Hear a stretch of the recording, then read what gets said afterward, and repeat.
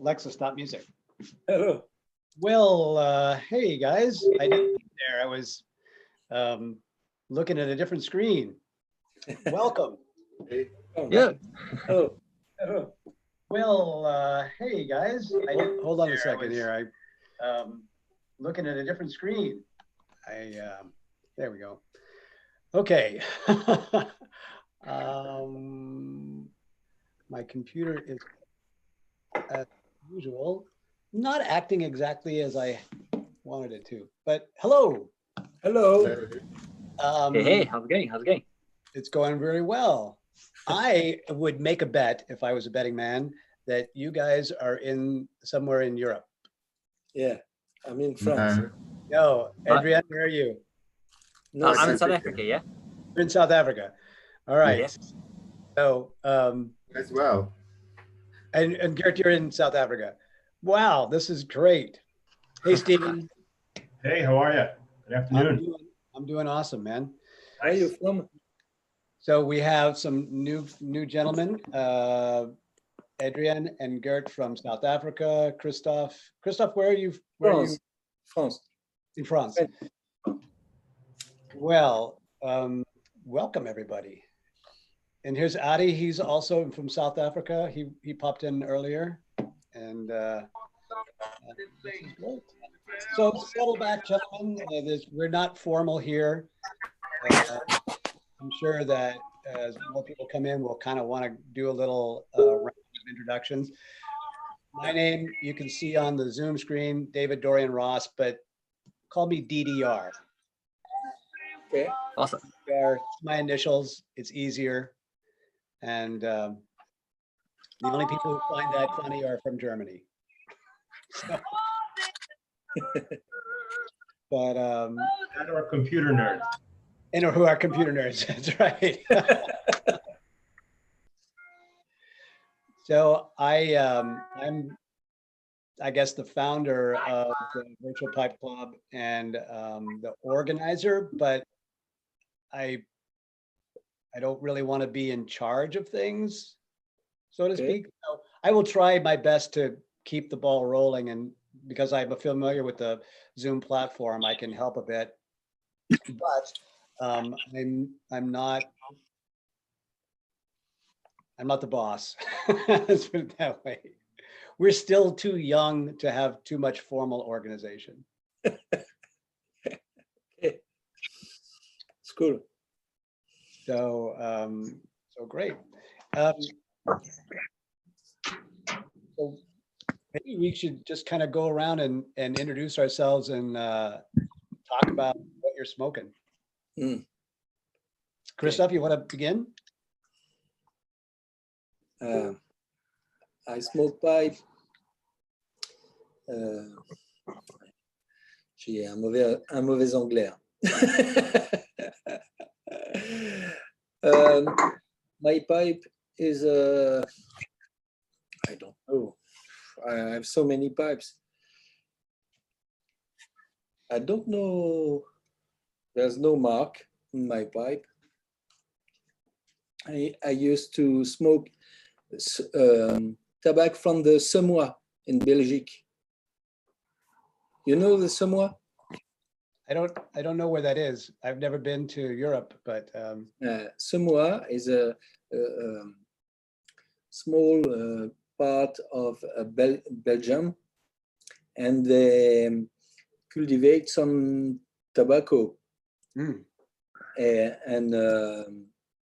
tobacco Samoa is very is brown tobacco, but I like it. It's very rude, and no, it's good. It's very bio, you know. Tobacco. Have you tried other tobacco from the UK or from the US? Yeah, no, I like Donnell tobaccos, and I enjoy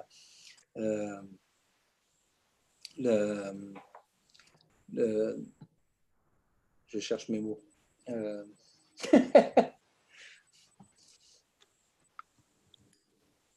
No problem. You know, I will be back. I will be back.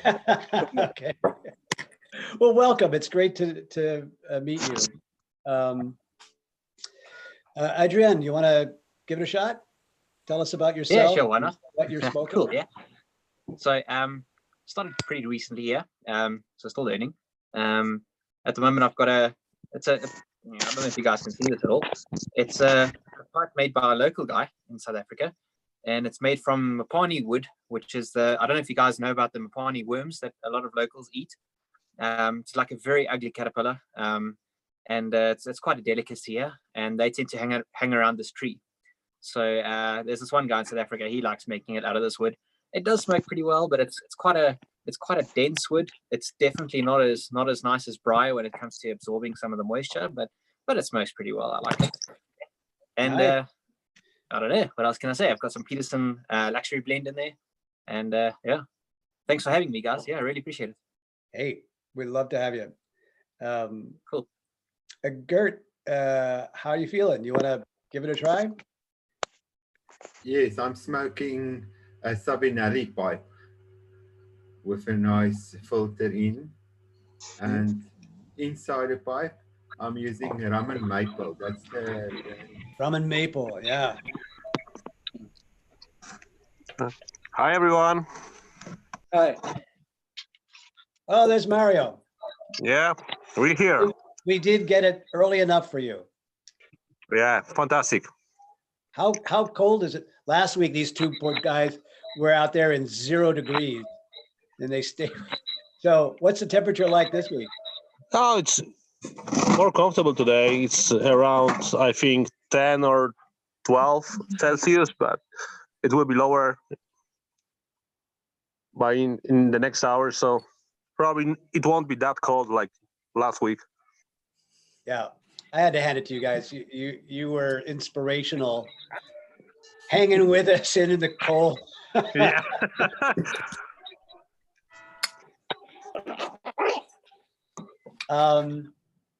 So Stephen, why don't you introduce yourself and Yeah, tell us the housekeeping too. absolutely. Good afternoon, everybody. My name is Stephen Marfowitz from New Jersey here in the U.S. 36 years old. Today I'm smoking Savinelli 122, I think it is. The Savinelli 122. I love this pipe. It's a great smoker, and I'm smoking some Daughters and Ryan English Hoopla. It's nice. What's that like? I like the English blends. You know, a little bit of Latakia in there. Smooth. Super. Yeah. So Stephen's been with us pretty much since the beginning of when we started up the Virtual Pipe Club, and has been a terrific supporter, and he's an all-around really super nice guy. So somebody that you might maybe want to connect with on Facebook and some of the other Facebook groups. You know, I haven't done this. I haven't encouraged people to join our group because it's not really a thing, but I have been using the new Virtual Pipe Club group to message everybody. So sometimes when we have a special event or something, you know, I get the word out that way. So if you want to be on that list, come on over to Virtual Pipe Club and join that group as well as the other groups that you're in, and that way I can send you all messages about stuff. Ati, how should I pronounce that? It's Ati. Ati, okay. I wasn't Ati, far. that's it. Where are you from? Quite right. Hi, I'm from South Africa, in Briarville, in Northern Cape. It's a semi-desert place, very hot and sometimes very cold, and definitely very dry. And I've got a Falcon Cool Way. It's a new pipe, and I've got some Bocom Riff original that I'm using with a pipe. So that's my story from my side. It's nice to hook up with you guys, and most probably 2 other guys from Briarville will also hook up a little bit later. Thanks a lot. Thank you for the chance.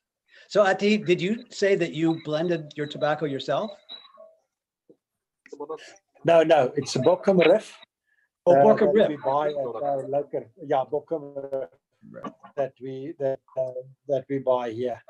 I know Bochum Riff. That was my first tobacco I ever smoked in a pipe. I told the guys this a couple of weeks ago. I started smoking a pipe because I saw the Bochum Riff commercials, and I thought the girl came with the pipe.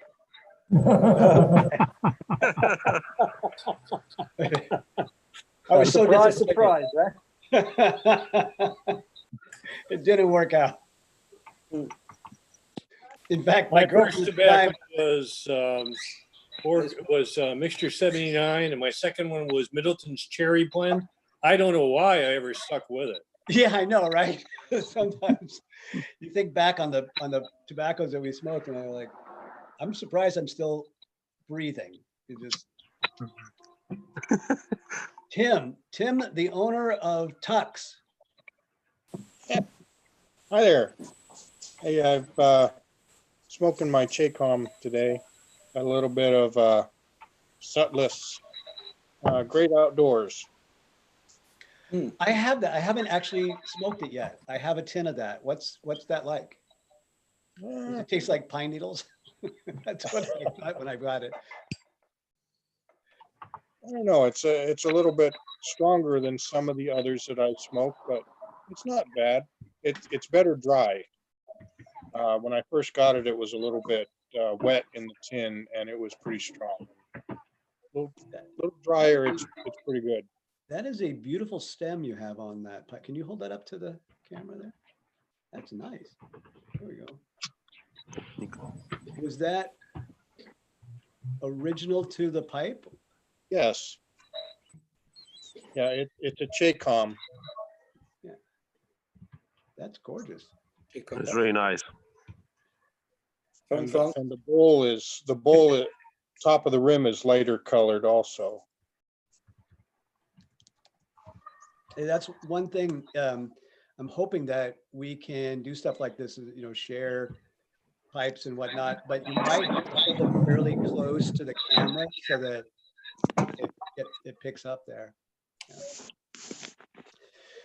Hey, so anyway, some of you may have noticed this. Tim posted a picture of his pipe stand in the group, and I was looking at it, and I thought, oh, look at all those beautiful pipes, and what a great looking stand. And then there's a penguin in there.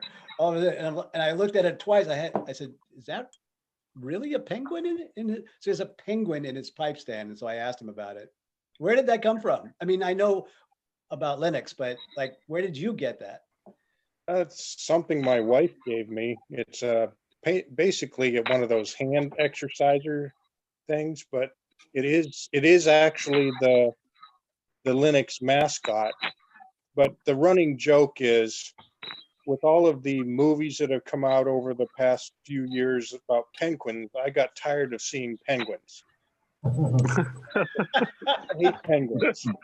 Well, now, if I don't tell anybody what I want for Christmas or birthday, I get penguin stuff.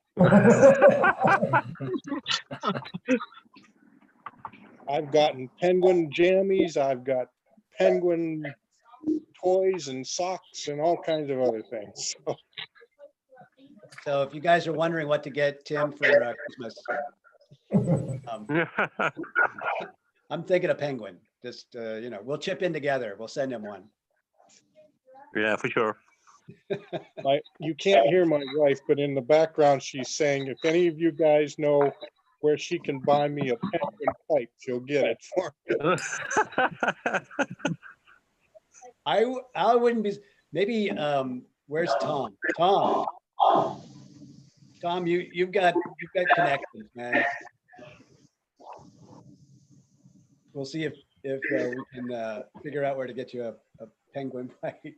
I have no idea about penguin pipes. Oh, I do have a sea urchin pipe, but not a penguin pipe. Well, we've got Rick coming in today. We should ask Rick. That'll be our first question to Rick, and you won't know what the hell we're talking about. Actually, there is a way to do it. Some of the Turkish pipe makers we'll make a pipe for you, custom made in any shape you want. You send them a picture and they'll make a pipe. That's a great idea. That's a great idea. Brad, see you hanging out there in the car. Yeah, Is that your only man cave or? it is. I live in an apartment complex, so I have to retreat out to the vehicle. I hear you. Well, welcome. You want to tell everybody about yourself a little bit and what you're smoking? Well, I'm fairly new to the pipe world, a month or two. Just a no-name Italian with some haunted bookshop in it, Cornell and Deal. Ooh, haunted bookshop. Nice.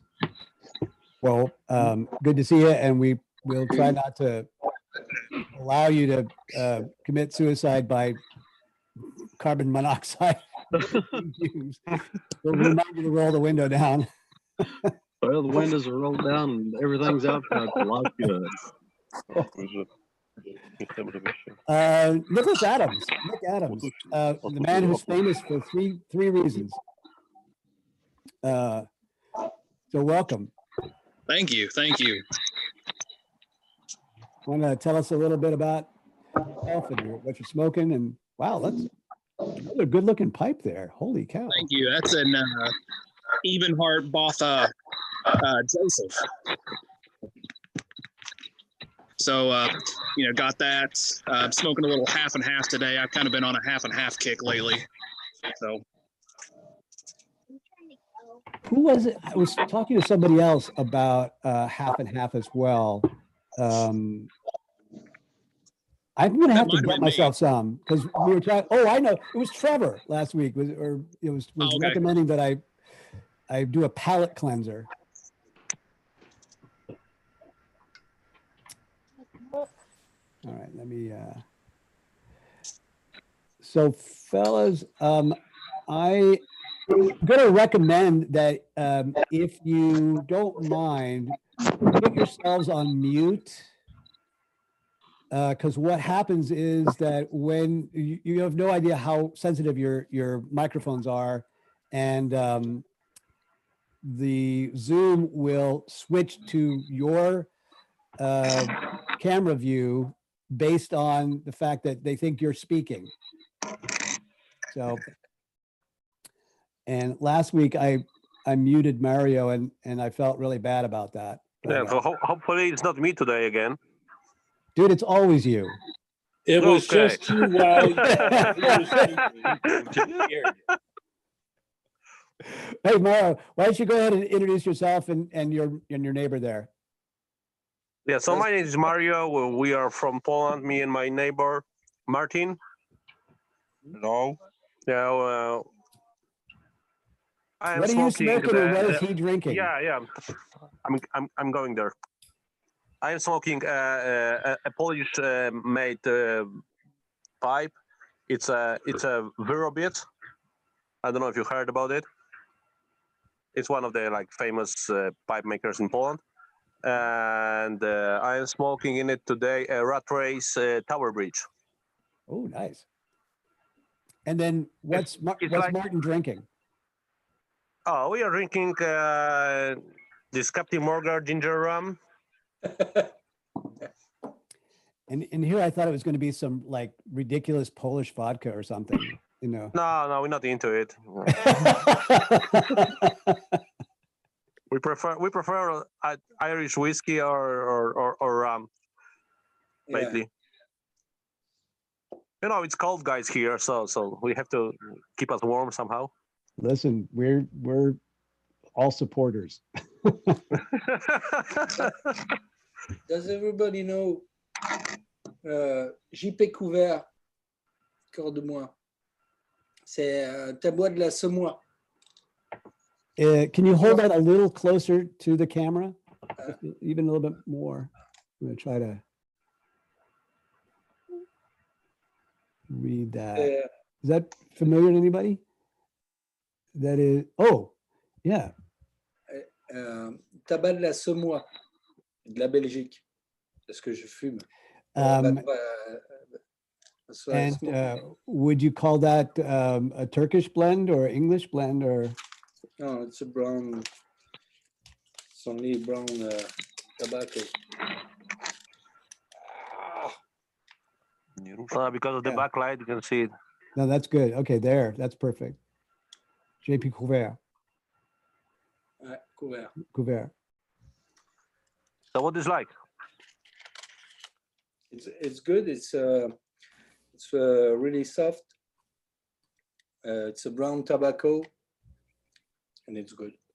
It's a bio. Yes.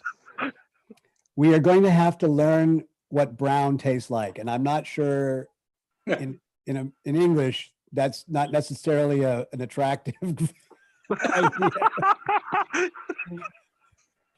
I'm not good in English. Well, Christophe, you're fine. You're fine. Is it Katie? Catty? How would I? How should I? Now, sorry, it's Glenn, but I'm using my daughter's computer because my wife is using the one in the other room. Gotcha. All right, Glenn. Where are you from? Minnesota. I'm smoking 3 noggins. Nice. A nice 4-ounce tin here. And it's in an old Peterson, or not Peterson, Pioneer meerschaum that is rusticated and brown. I show people and they can't believe it's a meerschaum pipe. It actually looks like a briar. It's a Yeah. rusticated briar. Right. So is that stained or is that patina? Yeah, I think they stain it, so it's a brown color. Nice. Can you Yeah, repeat? It's made from what? It's not the briar, but Meerschaum. oh, Yeah, it's an African meerschaum, Pioneer made. African Turkish meerschaums are a bit different. The African meerschaums are not as consistent, and so you don't get an even white color like you do on the Turkish meerschaums. So what they do is that they'll stain them at the factory. Most common colors are either a yellow or a black stain. It's quite attractive. I like it. How does it smoke? Glenn. Very, very good. And here's an example of the African meerschaum. It's yellow, and it's actually paneled so you can see the yellow with the little bits of contaminant in there. Oh yeah. So it's a nice. This one's more standard billiard, but it's a good smoking pipe, nice and cool. But it definitely is yellow.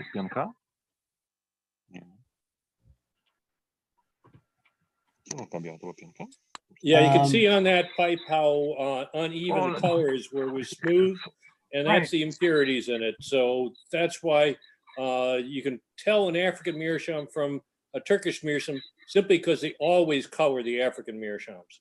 Yep. Tom, since you're up, can you introduce yourself and talk a little bit about what you're smoking today?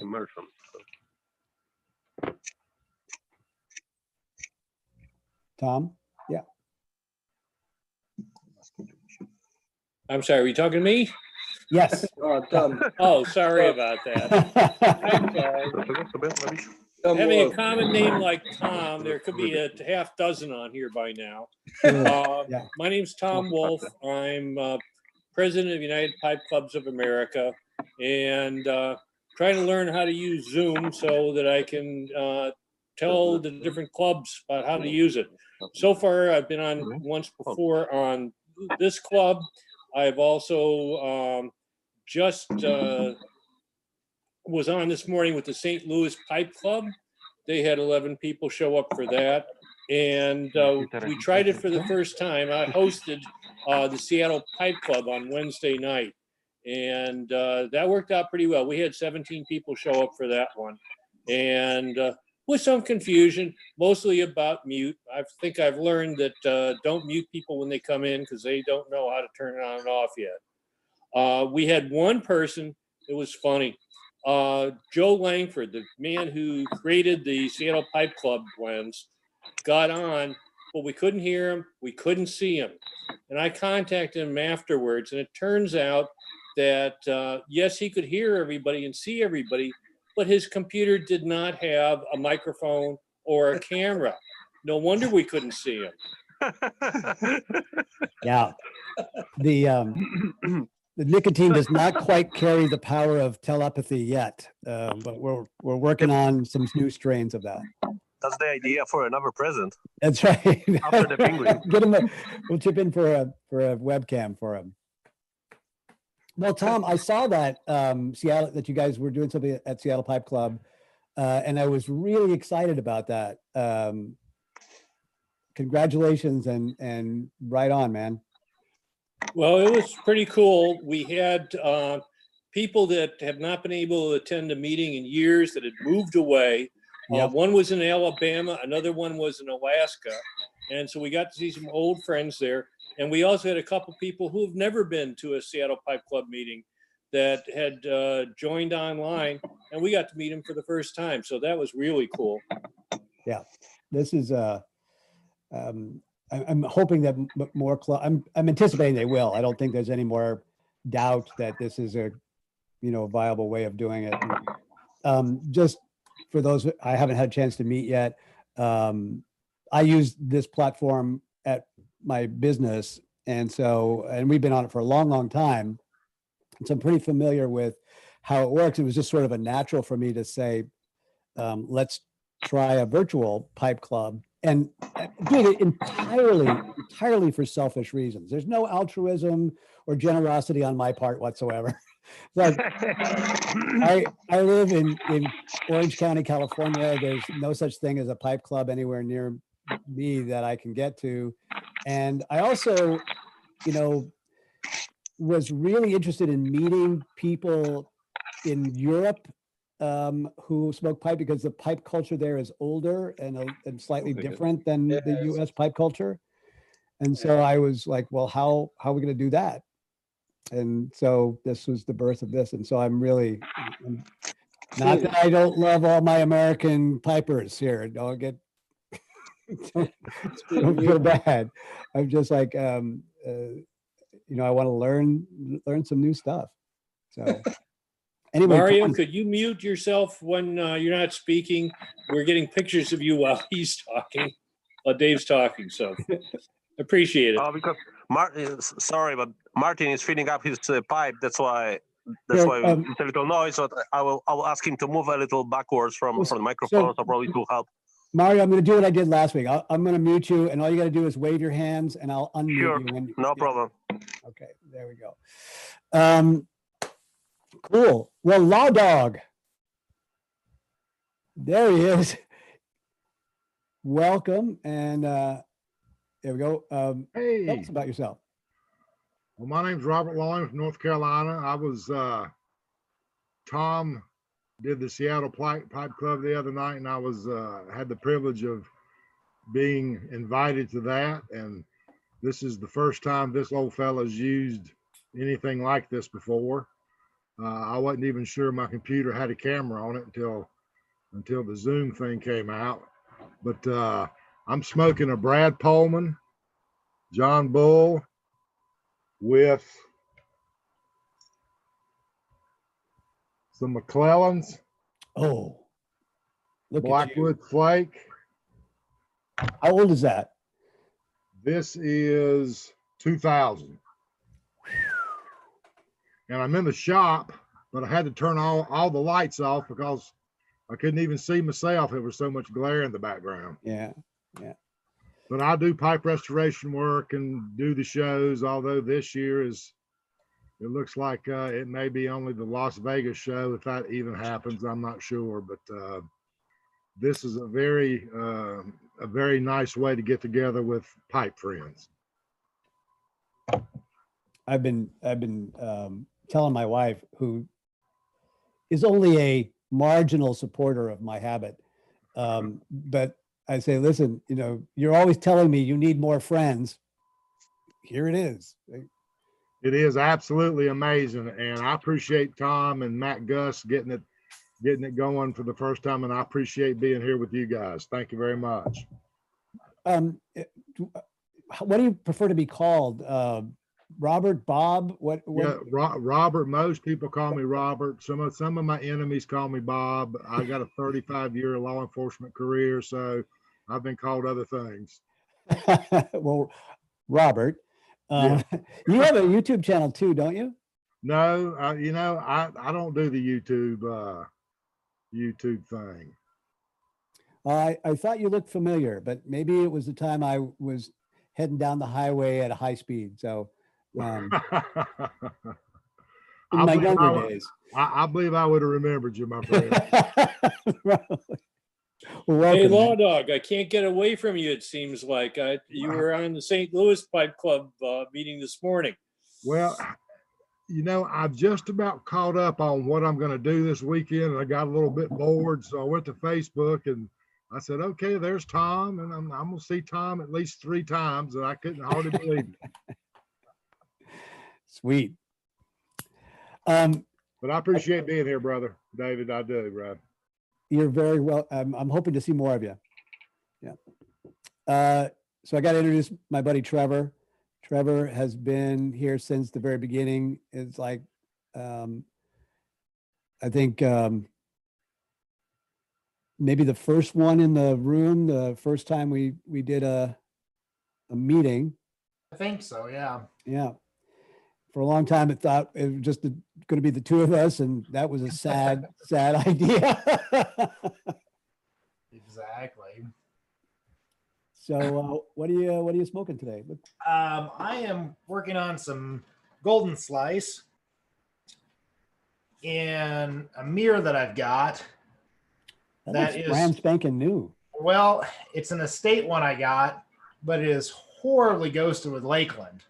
So right now it tastes a lot like Innerdale Flake instead of Orlick Golden Sliced. So does that mean that the idea that meerschaums don't ghost is a myth? I think that is a myth.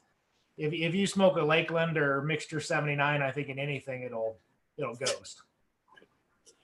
Have you done a good clean out on the shank? Alcohol? Yep. And I did cotton balls with high proof alcohol in the bowl and let it set overnight. And I think this is just going to be one of those ones that I just have to smoke to get it out of there. Okay. How about cake? Is there any cake to build up in there at all? No, Oh man, that is weird. You've done everything right then, and it's still doing that to you. I don't know if you can see it. It's a relatively clean bowl. Oh man, that's just not right. I'll just have to suffer through it, I guess. So, but hey, what about that stuff in that blue bag? Have you tried smoking that in there? no, actually, I'm going to drop this in your package that I'm sending you on Monday. So we were talking about this last week. Apparently, Trevor has in his travels across the world acquired officially the worst tasting tobacco ever made, and now he's trying to give it away to somebody. I'm trying to pass it off on somebody.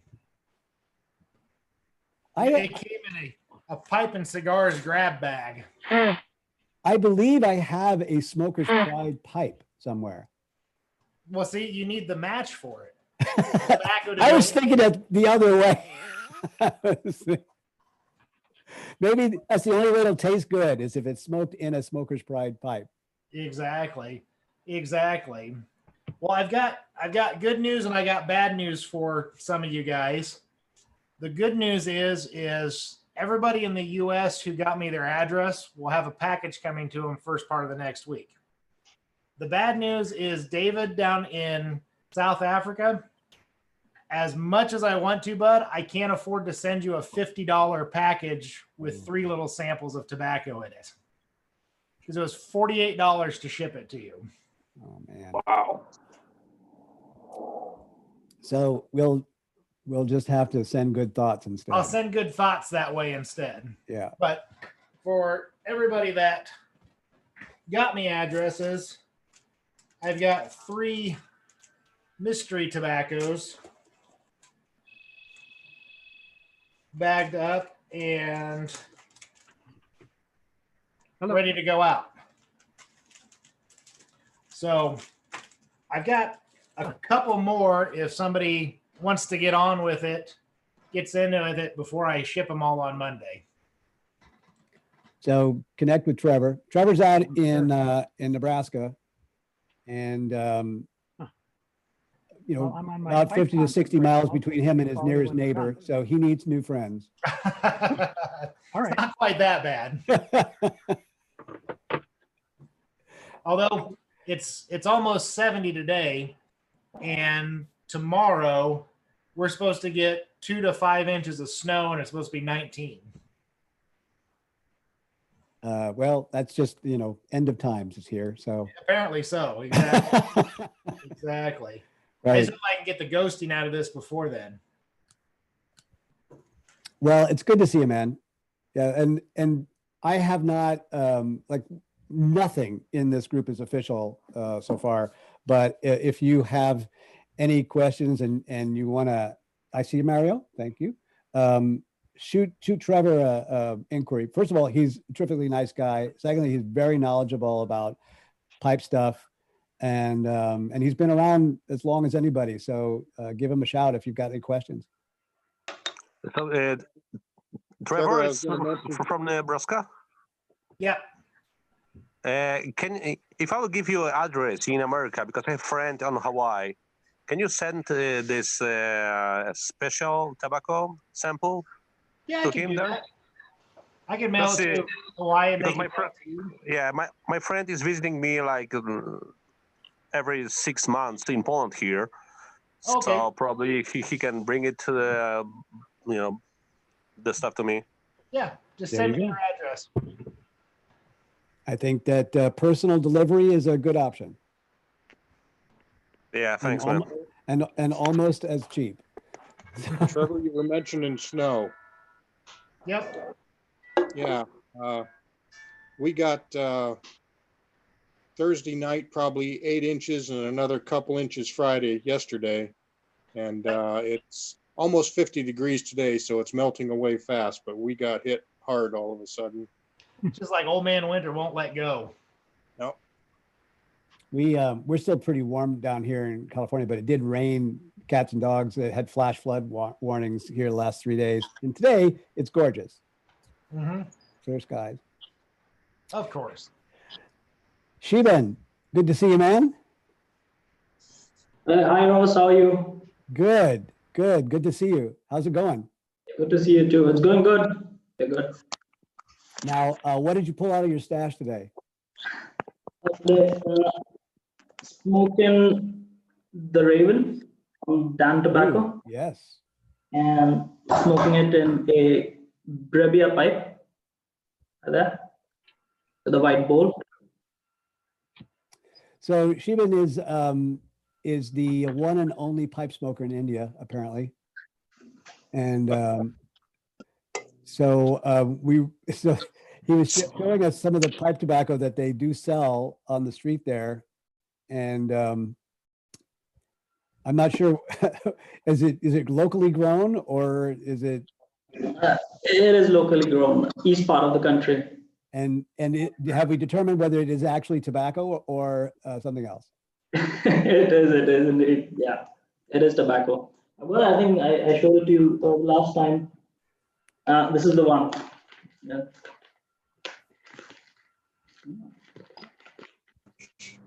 For folks who haven't seen it yet. Hey. Looks like tobacco to me. Mouth freshener, but not mint. What part of India are you in? Southern part. I'm from Bangalore. Bangalore. Okay.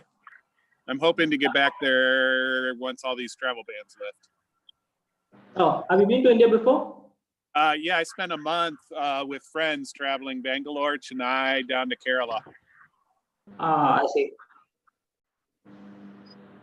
Ed, since you're up there, introduce yourself and do the housekeeping thing. Ed Roden. I am up here in Michigan, where we had snow 2 days ago, and now I'm sitting out on my porch. It's 54 degrees. I've got GLP's sixpence going, in a new olive wood. This was my Christmas pipe, olive wood piper. Made this for me for Christmas. So sitting back, relaxing, and enjoying being outside again. Nice. If you guys want to talk a little bit about yourselves as well, I'm just trying to get us all acquainted, but like, what do you do? Like Robert said, he does some pipe restoration. It doesn't have to be about pipes necessarily, like anything. Here's the deal.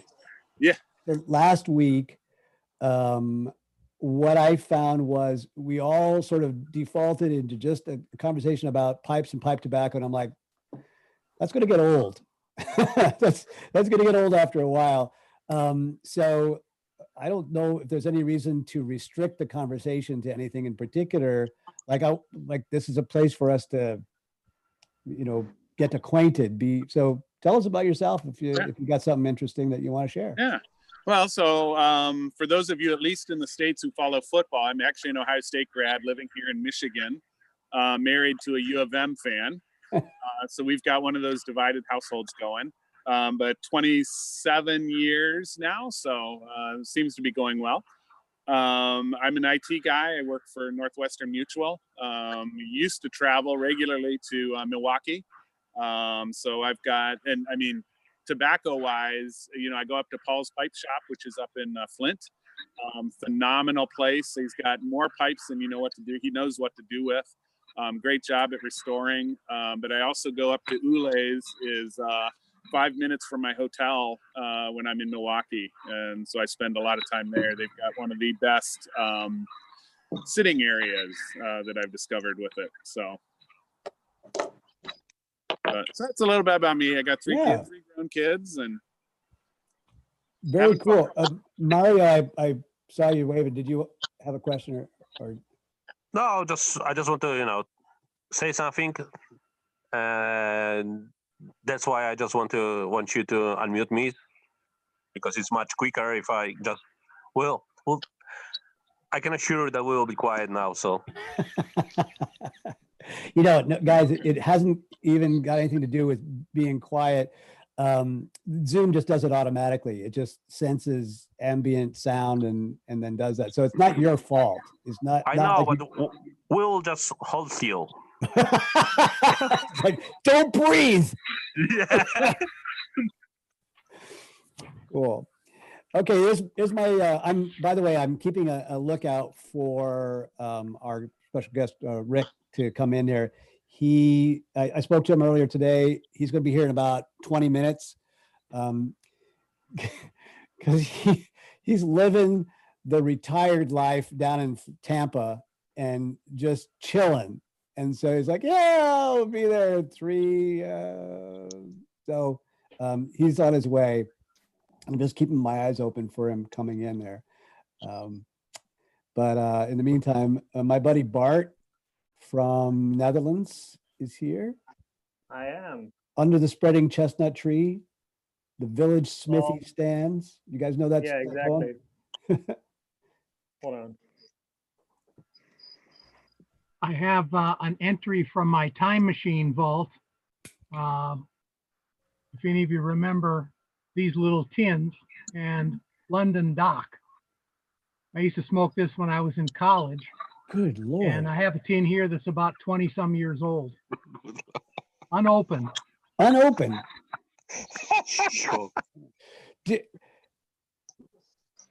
Does anybody have old tins like that you worry what it might be like when you open it up? Well, Brian Keene does those on a regular basis. He enjoys finding those old ones and then YouTubing, opening them, smoking them, seeing what they're like. What is his average result? That's a good question. I don't know. The couple times I've heard him, it's been pretty good. So he's big into cellaring and doing. He can obviously taste much better than I know I can even come close to. It's like two ends of the extreme here. There's a gentleman on one of the pipe groups on Facebook that showed a picture of his closet where he had stacked floor to ceiling, these big tubs filled with tins and jars. So he's got to have like $30,000 worth of tobacco in there and probably last him till the end of time. And then yesterday, I was watching a YouTube from the Artful Codger. You guys know this gentleman, Ben, the Artful Codger? I can highly recommend. He's very entertaining. Anyway, you get a whole long rant about all you need is one tobacco. It's just, that's really, you need one pipe and one tobacco. And I thought, that's too into the extreme. Yeah, because that's all he likes is velvet. Exactly. Very cool. By the way, I'm trying to convince him to be one of our guest speakers. The oldest pipe smoker at Seattle Pipe Club, who passed away 2 years ago at the age of 94, never met a tobacco he didn't like. I swear, you'd ask him his opinion on a given tobacco, and he said he'd be dumbfounded. He'd look at you strange and say, "What do you mean?" He could not. He always had would smoke anything. If you had crappy tobacco, give it to him. He'd love it. Oh, Trevor, you missed your chance, man, with that. I know. Maybe I can donate it in memoriam. By the way, this is my wife behind me here, is Linnea. Linnea. She is one of the founding members of the Pipe Divas smoking group. So she's the one that buys, gets all the expensive pipes for me. I'm a cheapskate. She's the one that buys me the good ones. Well, you're the first woman who's ventured into these dubious confines here. So well, I was here for the Seattle Pipe Club the other day, but the one at 8 o'clock this morning our time was just too damn early, I'm not getting on camera at 8 in the morning in my pajamas. No thanks. Well, we've got, I don't know if Aaron is here today. Our buddy Aaron is in Japan, and I moved this up, I bumped this up an hour earlier so that some of the guys in the UK, so the Mario and Martin wouldn't be out there at midnight, And so I bumped it up an hour earlier, and Aaron goes, that's 3 a.m. for me. So If I can say anything, actually midnight is not that bad time, but today is a great Saturday, so maybe not today, but next week, no problem. I'm still playing around with the times, trying to. So we'll get it. I have another entry from the vault. Oh, Amphora, yes. Amphora regular, and the price tag on it is 60 cents. I don't know how long ago you could buy a package of this for 60 cents, but I have it, and it's still sealed in a poly, unopened, and it's very tender. That must be 50 years ago. Amphora is the tobacco that saved my career in pipes. If it hadn't been for running into Amphora when I was in college, I probably would have given it up. After all, it's a hell of a lot better than Middleton's Cherry Bomb. Yeah. Plus, if you saved your wrappers in the old days and mailed them back, they would mail you a pipe.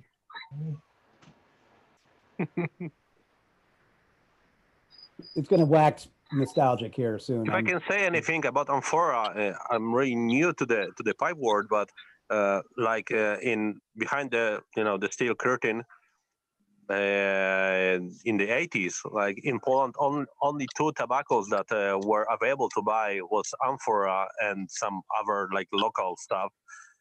And now, like in Poland, they are I don't know what you say about it, but they are considered like really in the lowest quality tobaccos that you can buy in Polish market. So I don't know if it's Amphora, it's like really good brand, or. Well, there's some snobbery. We would be disingenuous if we didn't admit that in the pipe world there's a fair amount of snobbery. It's made by McLaren. Yeah. But I mean, Amphora's got a good Dutch Cavendish tobacco. The only problem is that tends to have a bite, at least to me. You know, the thing is so this McBaron London Blend Burley tastes almost exactly like Amphora Original to me. Wow. It's got that chocolate topping on it. It's a Virginia Burley mix. You know, you can't get this, but you can get this.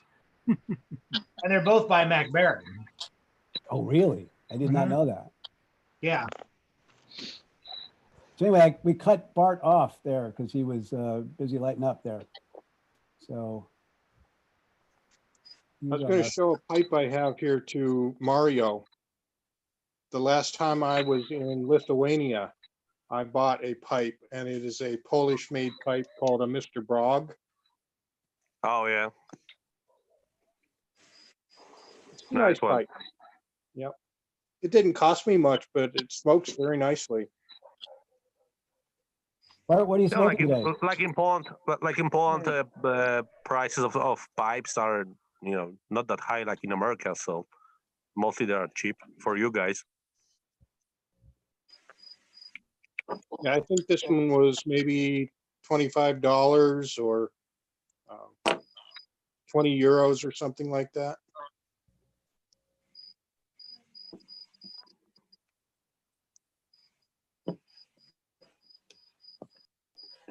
Most of the pipes, like in Poland, you can, like a good pipe, handmade or something like this, you can buy for I think $100, something like this. So it's not that expensive here. You can find, you know, more expensive, but you can get a good briar pipe by $100. Actually, I've got two pipes from Poland, Mr. Brock pipes, the cherry wood pipes, and they smoke so great. I actually bought two of them, and I'm really a big fan of Mr. Brock pipes. They cost, I think, about $25 or $30. I don't remember, from Amazon, and they really smoke well. I can compare them to my Briars, honestly. I'm not sure. Glad to hear that Poland is not famous only for rum vodkas. One of the first times I was in Lithuania, I bought a pipe at a small mall. And it was, the mall was built in just basically a square hallway with the stores lined around. And as we came around the second time, the tobacco shop was closed after I had bought some tobacco, a pipe, and a lighter. And I asked our interpreter, I said, "Why is it closed? Everything else is still open." And she said, "When you went in there and bought that $100 pipe and a $25 lighter and a few packages of tobacco, you spent more there than that guy generally makes in a month. He closed shop and went to the bank to pay bills." Wow. Wow. And I thought it was nothing. You know, it kind of gives you a different perspective on things. I know that when I was asking about the tobacco through the interpreter, I was asking for, at that time I was still smoking mostly aromatics. And so I asked for those through the interpreter. And he kept taking things, the tobacconist was taking things off the shelf and letting me, you know, check them out. And I was having him lay them down on the countertop, the ones that I liked. And he started putting them back on the shelf. And I asked Ona, our interpreter, what he was doing. And she said, "Well, he thinks that those are the ones you don't want." And I said, no, I want all of those. He couldn't fathom that I was going to buy 6 or 8 different $2 1 ounce packages of tobacco. That was beyond him, that anyone would buy more than one package at a time. How long ago was this? When you've been there in Lithuania? Mission work. The first time I was. But yeah, when it was it? How long time ago? Because it sounds like it was really, really like in 10 years or something like this. Yeah, it 20? was. Yeah, it was probably 10 years ago at least. It wasn't too long after the Soviets had moved out. We were in Vilnius there, where let's see, was it Vilnius? No. And I'm gonna move in and bring Bart on. Okay. Talk about because you know if we don't be nice to Bart, he has the biggest hammers. So Okay. just reminding everybody. Hey, thanks, David. So I am smoking an English blend that I've smoked before. It's one of the weird samples I got, and I really enjoy it. Actually, it's probably my favorite out of the 8 or 9 tobaccos I tried so far. And I was smoking it in this Falcon with a hand top bowl, but I've definitely decided that I don't like this pipe. I love the look of it, but the draw is so light that I just can't get it to smoke right. Like whenever I puff it and get any sizable amount of smoke out of it, it gets so hot, it starts to bite. So I think this will be donated to somebody that appreciates the aesthetic as much as I do and hopefully gets to enjoy the smoke. And I went back to my Bones pipe, which is probably the best smoking one I've got. So, and you already said, or you asked people to tell something about yourself. Well, I think I said it like 4 times, and otherwise you said it for me that I was a blacksmith, but I thought I'd show you guys a hammer up close that I've made. Maybe we can get some light on that. So this is actually a Farrah's hammer that I made, I think about 6 or 7 months ago. And it's all handmade. There's no power tools used in making one of these. So it's fully handcrafted with no electronics whatsoever. How long did you Yeah, take to make it? in your forge that you have there, right? Yeah, this is made in a coal forge, so not in a propane oven like they do it in America. Although I'm not opposed to that. I could use one, to be honest. But yeah, these right are after made, we get a penguin pipe for Tim, then we'll work on your propane. Sure. So yeah, I thought I'd show you guys just to give you an idea of the kind of stuff I make, and maybe next time I'll show you something else, and then like each week I can show you part of the process. Because basically I made all my tools myself too. Is that your day job, or do you have another job as well? No, it's not, and I'll tell you why.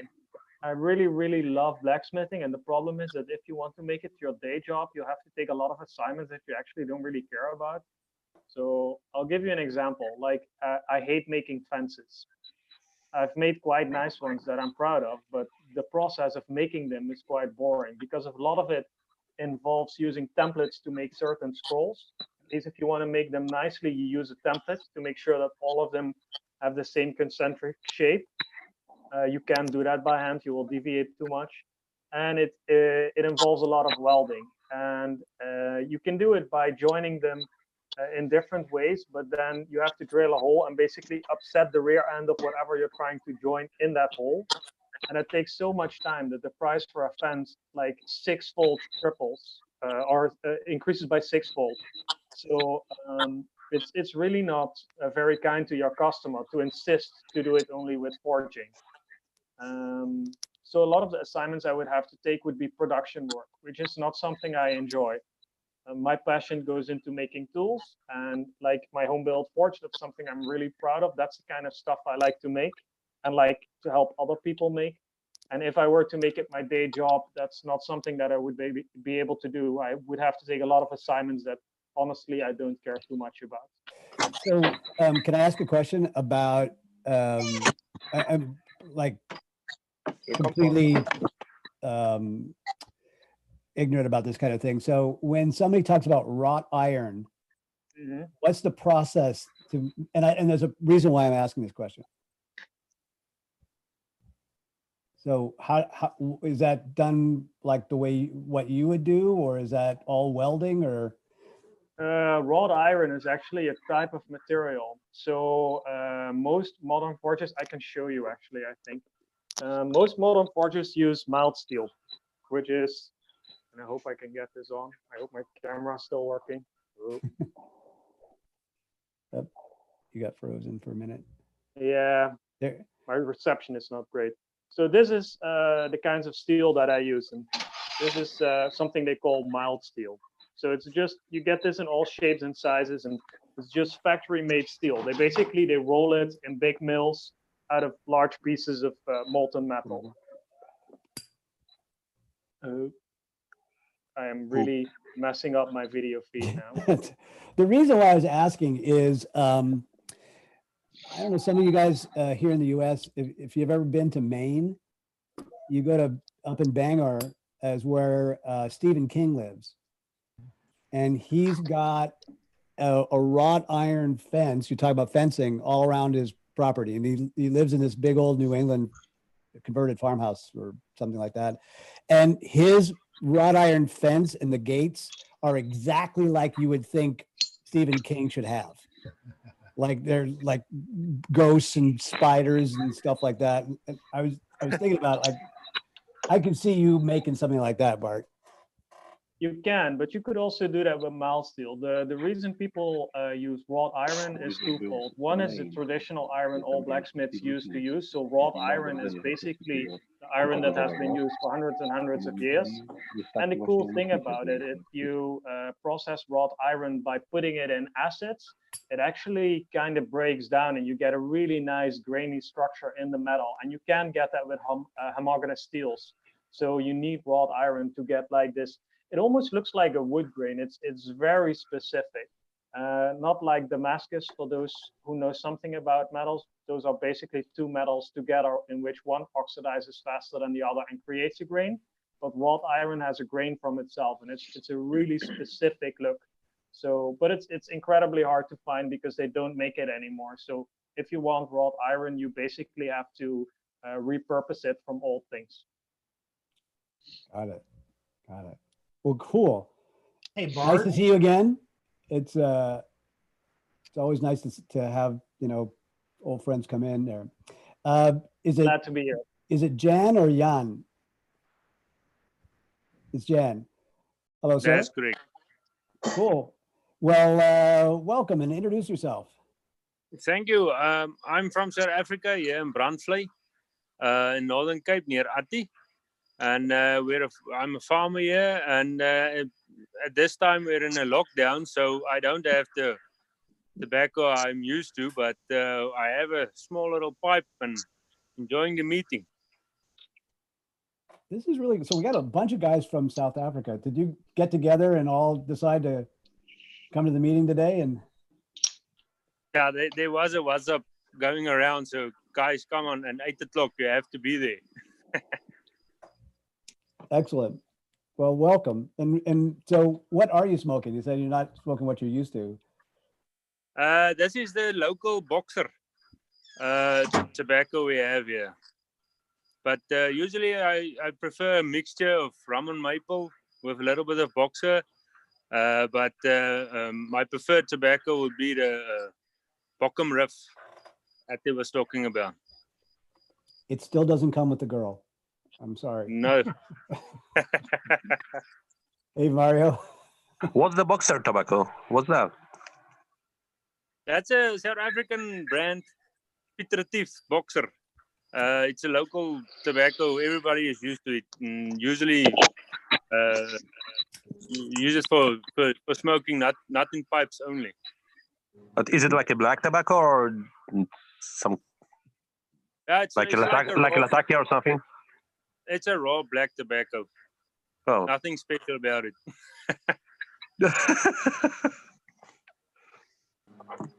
We're going to try to maybe get somebody here who farms tobacco, talk about climate conditions and what we can expect from different kinds of climates to. And Trevor, maybe if you got some notions about it. By the way, next week, I think, depending on the schedule of some of the other speakers that we've invited, but next week, Trevor's got a an idea for movie night to show a showing of Father the Flame. And if you haven't seen that yet, it's a small, it's not really like a full-length documentary. It's relatively short, like half an hour or something. And No, it's a bit more. It's like an hour and a quarter, an hour and a half, something like was that. it that long? Yeah, I've watched it, so I think it's a little over an hour, I guess. So we're thinking about showing that. We'll try to figure out the both the technology and how we can not get arrested for it. So we'll. That's what I think I might have a solution for you guys. I don't know how technical. I mean, we have some IT guys, right? So they're probably smarter than I am in this matter. But there's a chat service used especially a lot by guys who play video games called Discord. And you can actually share a screen there, and it works pretty close to real time. And yeah, I mean, if we mail the guys, I've had some contact with the guys who made Father the Flame, and they seem quite receptive to emails and calls and such things. You could just, ask him. That'd be awesome. All right, so maybe this coming week, the three of us can sort of put our heads together and figure that out.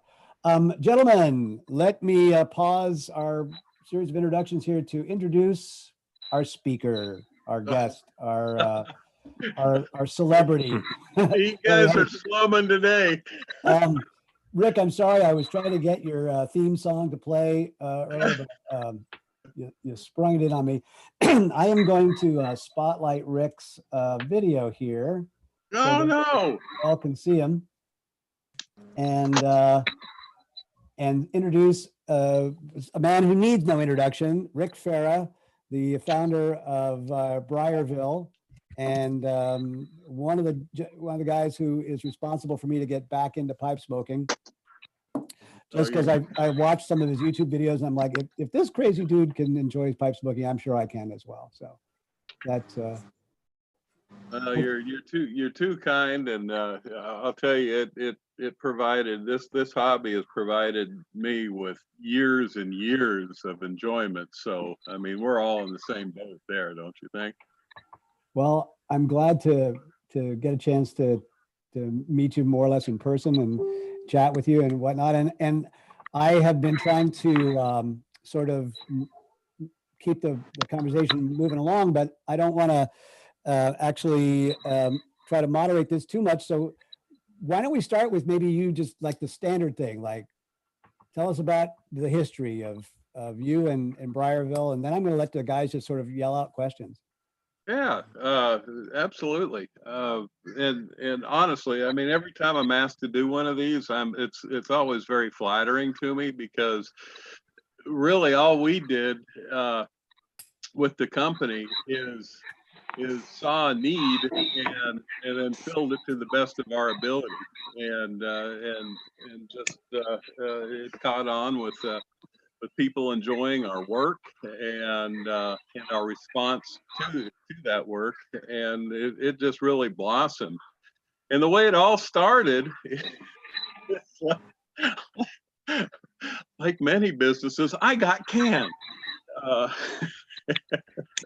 I was canned more or less. I was the director of recruiting for a pretty good sized trucking firm in Nashville, Tennessee called Star Transportation. They had sold the company to a larger parent company called Covenant Transport. You've probably seen their trucks all over creation out there. And they had I was working as I started with the firm as a recruiter, and then advanced to supervisor, and then ultimately within the 3 years I was there, to the director of recruiting. And after the company sold, the new CEO came in and brought in somebody else to do my position. It was actually it was the president of the company's nephew that got my job, and they reassigned me to another management position that wasn't a good fit. So we just kind of parted ways after that. And thinking about what the hell to do, you know, my brother-in-law Joe Case was rising to prominence with YouTube and with his pipe making. And so he and I were talking over Thanksgiving of 2013, and saying, you know what, the next logical conclusion, Joe, for your business is to add a repair side of that coin. And we talked about it over Thanksgiving Day. Actually, it was over a Thanksgiving pipe after dinner. And by Christmas, we met again and just basically agreed to move forward with the idea. And January 15th, 2013, Briarville, was born. It was kind of a figment of my imagination at the time because we didn't have a single client, but I was able to jump in on his coattails and using his method of bringing video to our community, and it worked. we got we were very well received, and hey Briar, shut up. And it just started growing, and and with the use of our social media and YouTube videos and Facebook and Instagram came in later. Rick, I have to pause you for a second there. You Sure. have a dog named Briar.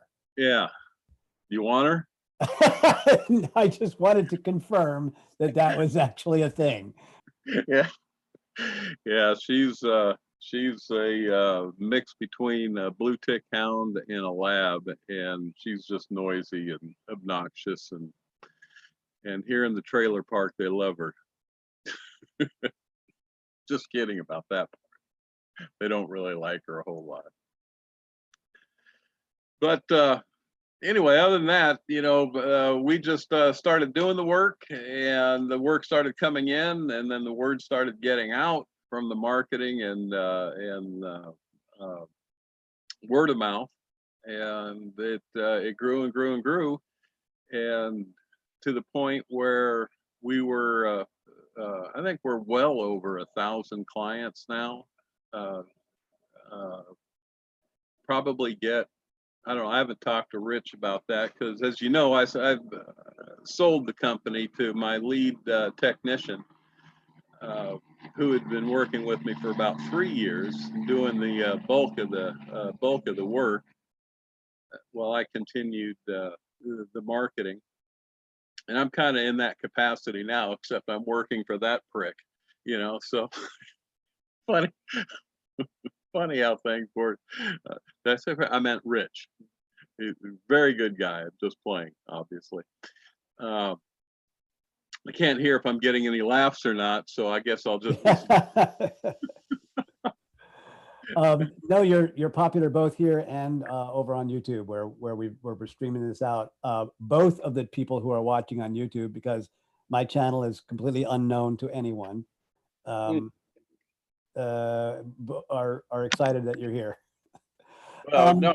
So while you're lighting up there, let me ask the sort of logical question is your background to start doing pipe repair and restoration. Had you worked with pipes or woodworking or whatever? What did you have to learn from scratch, or how did that work?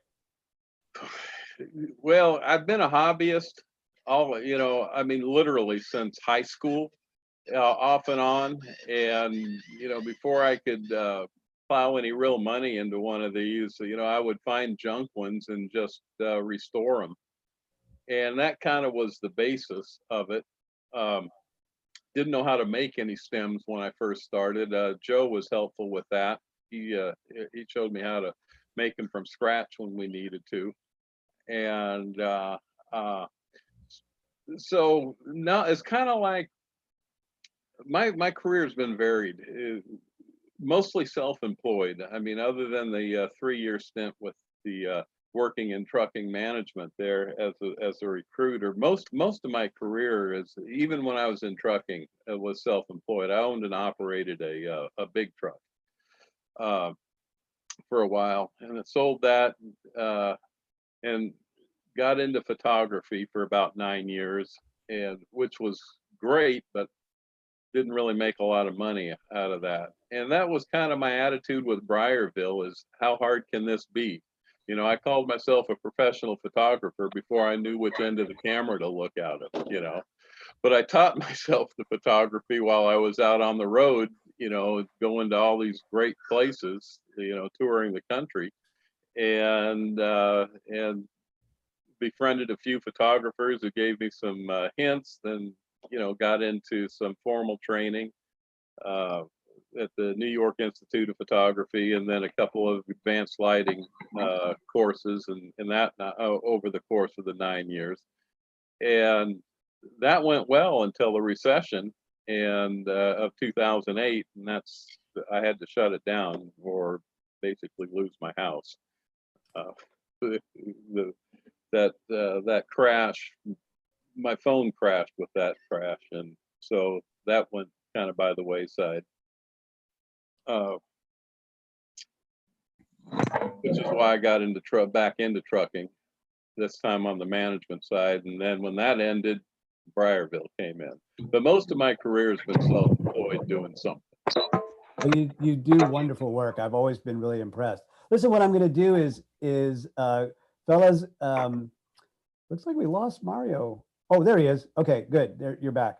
I'm just going to let you unmute yourselves and sort of just introduce yourselves and ask Rick any questions that you might have. Like I've got a zillion of them, but I'm going to hold on and let you guys just sort of jump in and ask him questions and take it from there.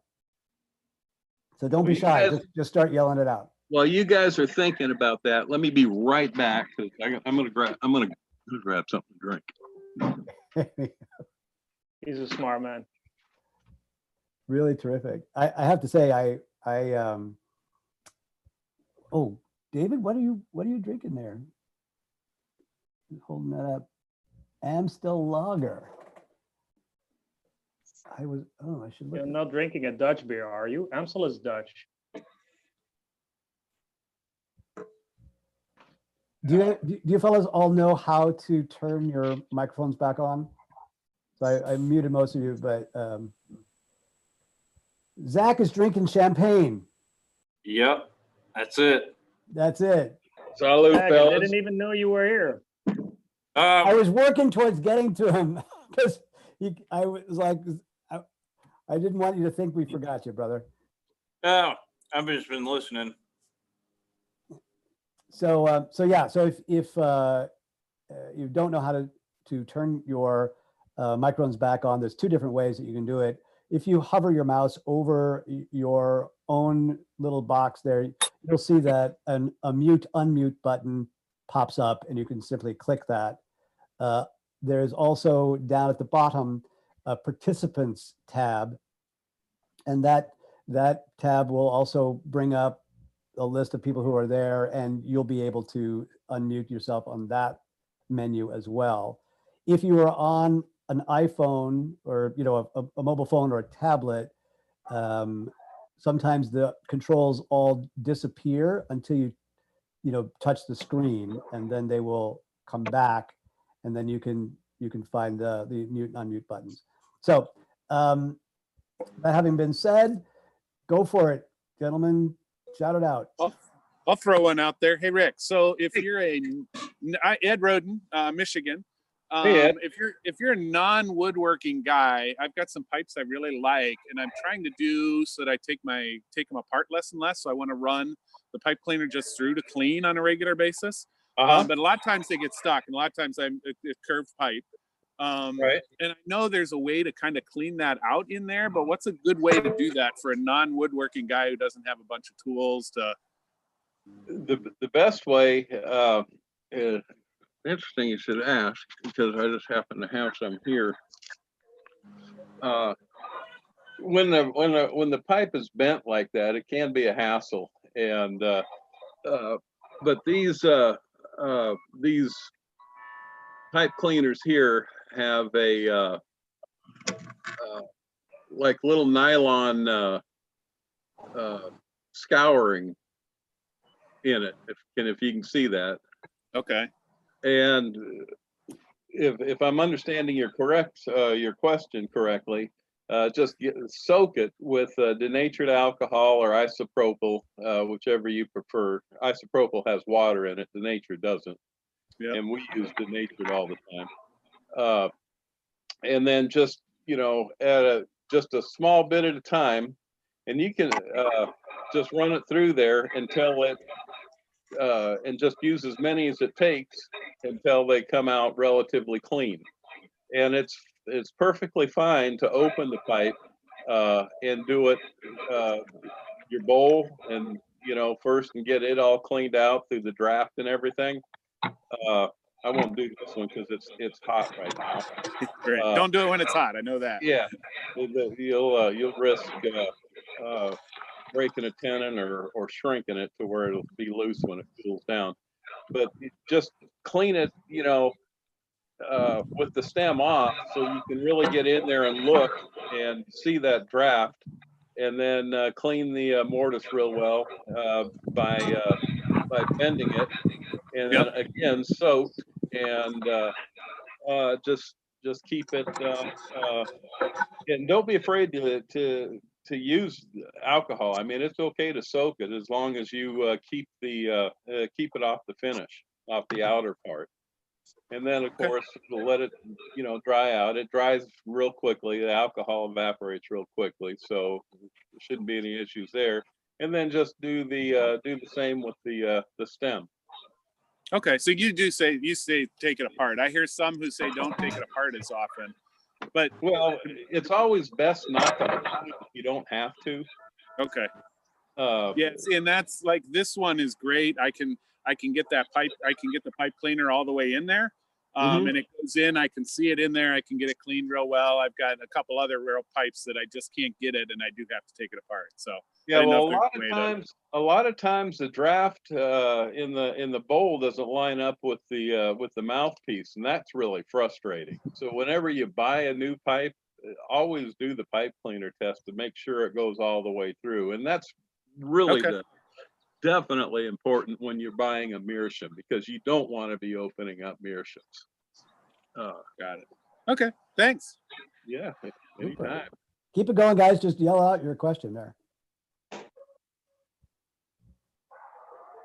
So I'm glad you talked about meerschaums, because we just spoke about it.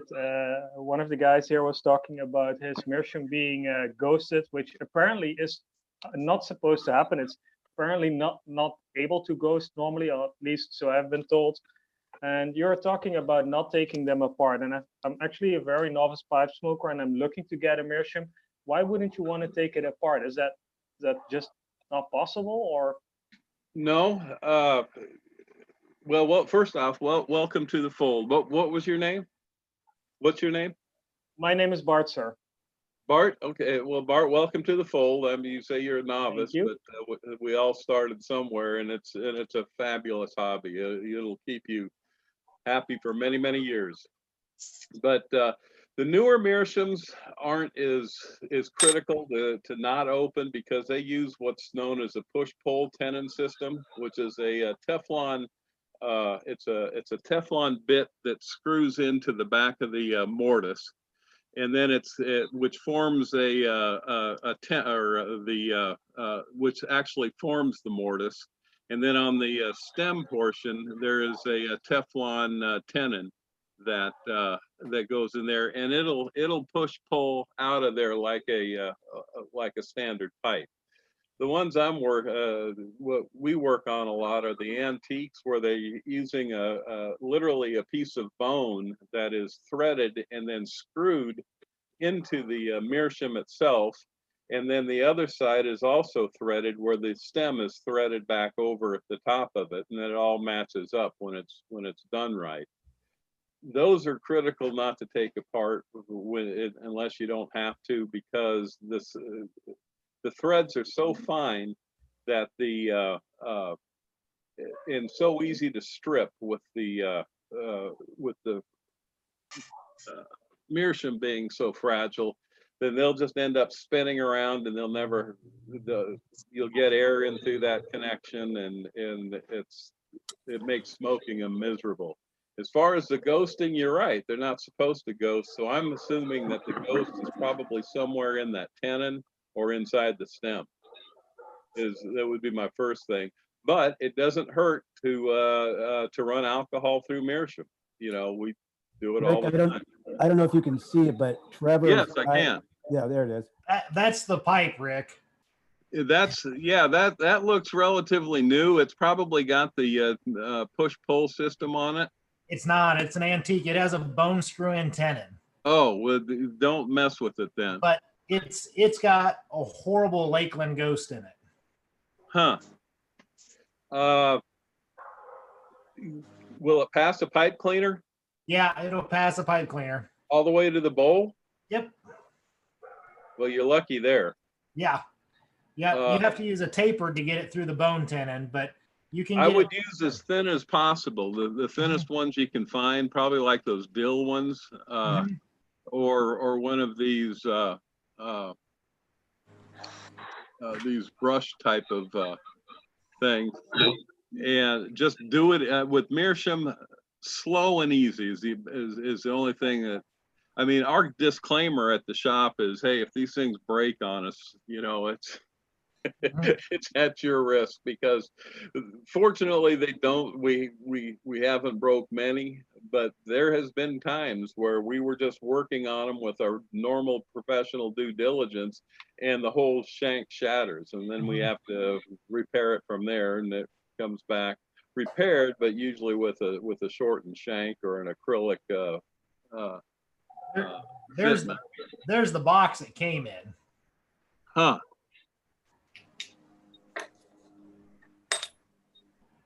That's gorgeous. Yeah, so it's an old one. That is amazing that it hasn't colored at all. No, it's barely been smoked. And it's got a bad flavor to it, huh? It sure does. You can see. You know what? Start a movie and just start scrubbing it out with some alcohol.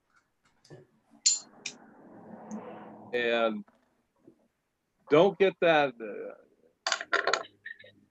don't get that too wet, though, if it's got a bone tenon. You don't want it expanding in there. This and that. But honestly, that's the only thing I can think to do with something like that. But I'm not the end all in all this either. If you guys got an idea, spout it out. I'm almost ready to take it apart and put it in the oven and bake it. Trevor, if worse comes to worse, you can always send it to me. I'll take good care of it. I can do that, Bart. I can do that. Either that or find a great Latakia blend and smoke the fire out of it with some Latakia. That'll kill everything. Exactly. Yeah. Ghost out the ghost. That's a good idea to bake that, but I don't know if I'd want to do that with the bone tenon still in it. It would depend on how that tenon came out. Sometimes in those old ones, they would use egg whites to act as a cement in there, and then I don't. You're just running a big risk of it breaking. I have a suggestion that I've used to unghost briar pipes, and that's to smoke straight burley in it. Burley has a great affinity for absorbing any kind of flavors, and it works to take ghosting out as well. 2-3 bowls of burley, and it should change markedly. You know, I heard that too, so I would try that before I opened it up. Perfect. Thank you. And you get to enjoy a great burley. Yeah, if there's such a thing. But I'm a Virginia guy, but that's okay. I got a meerschaum question. Is that okay, Dan? That's a squadron leader fan. I can tell from right there. Yeah, go ahead and shout it out. Yeah, George. Hi, from in Los Angeles. I got a meerschaum. I think this is fucked, right? There's nothing I can really. That's not fixable, is it? Where is it? I don't see you. David, did you freeze the screen? How do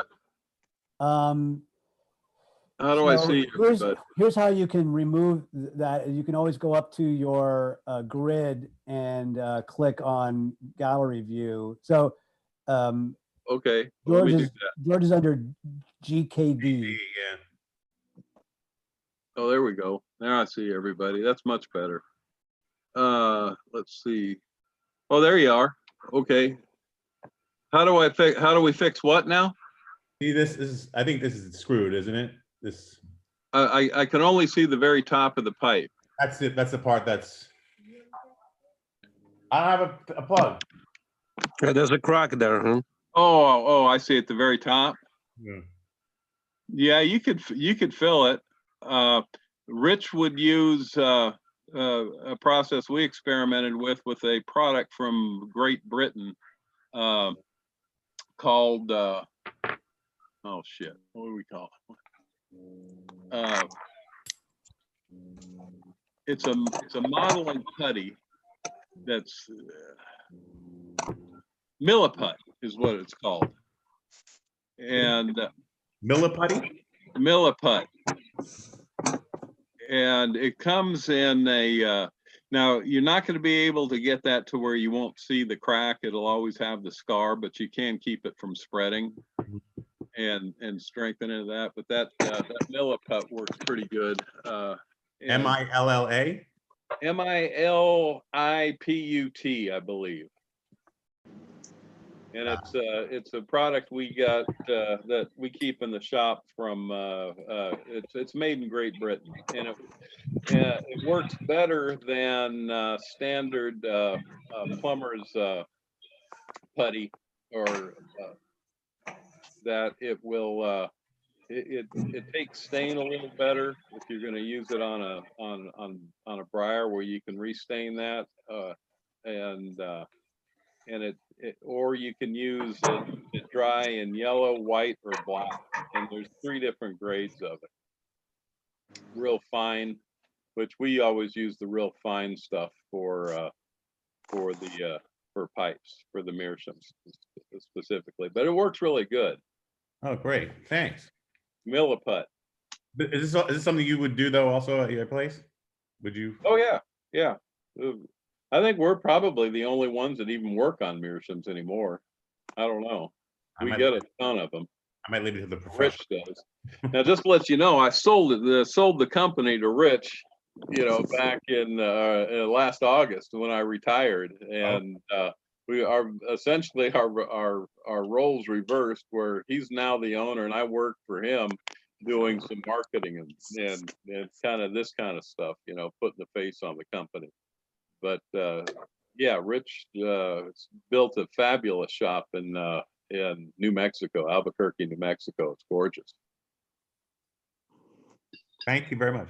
Bastard was better than my shop. Rick, I have a question for you. Yeah, lay it on. Have you ever been asked to remove sandblasting down to just plain wood, Yes. plain briar? Yes. What's your feeling about that? Why did you buy it in the first place? Why not buy a smooth one? I mean, it's not like there's not a gazillion of them out there on eBay. True. So I bought a, actually, let me grab it real quick here. This is a 7LA320. And when I first got it, it was so badly, it was so old that the rustication, or the sandblasting, probably was sandblasted, was so worn down on one side that it really wasn't rusticated. It wasn't aesthetically pleasing. No. So what I would have recommended, David, is to re-rusticate it. And the reason why I say that is because if you're going to try to take out all the sandblasting, it's going to be a real chore to get it symmetrical and smooth all the way around. Yeah. And it would be a much more costly endeavor to do it that way, just in the sheer consideration of man hours.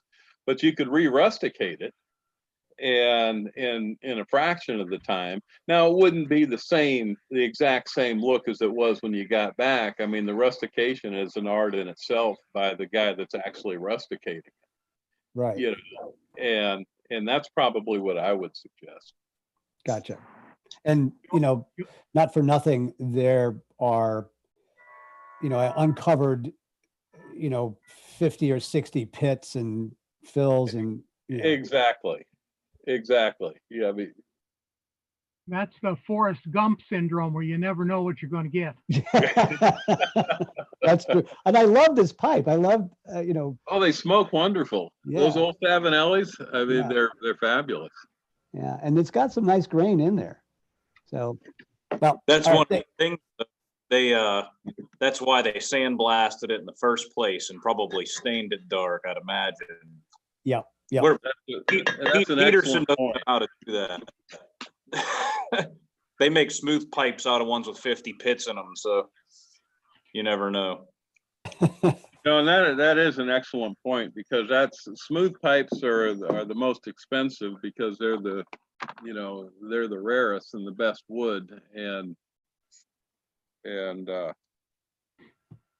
you know, like those old Cecinis, you know, when Joel Cecini was actually carving them. I mean, you wouldn't find a pit or a fill in any of those. This is why they're so collectible. One of my favorite pipes is a 1937 Wally Frank Chadwick. And it was very dark when I bought it. It's got beautiful grain, but it was very, very dark. And I brushed it with a nylon, I call them a knuckle brush that you use for cleaning your fingernails.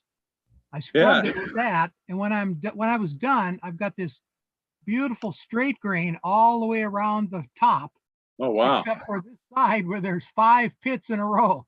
Oh, and I'm surprised with Wally, he didn't make leaves out of those pits, because he doesn't fill them, but he'll use those pits to make like a leaf pattern out of.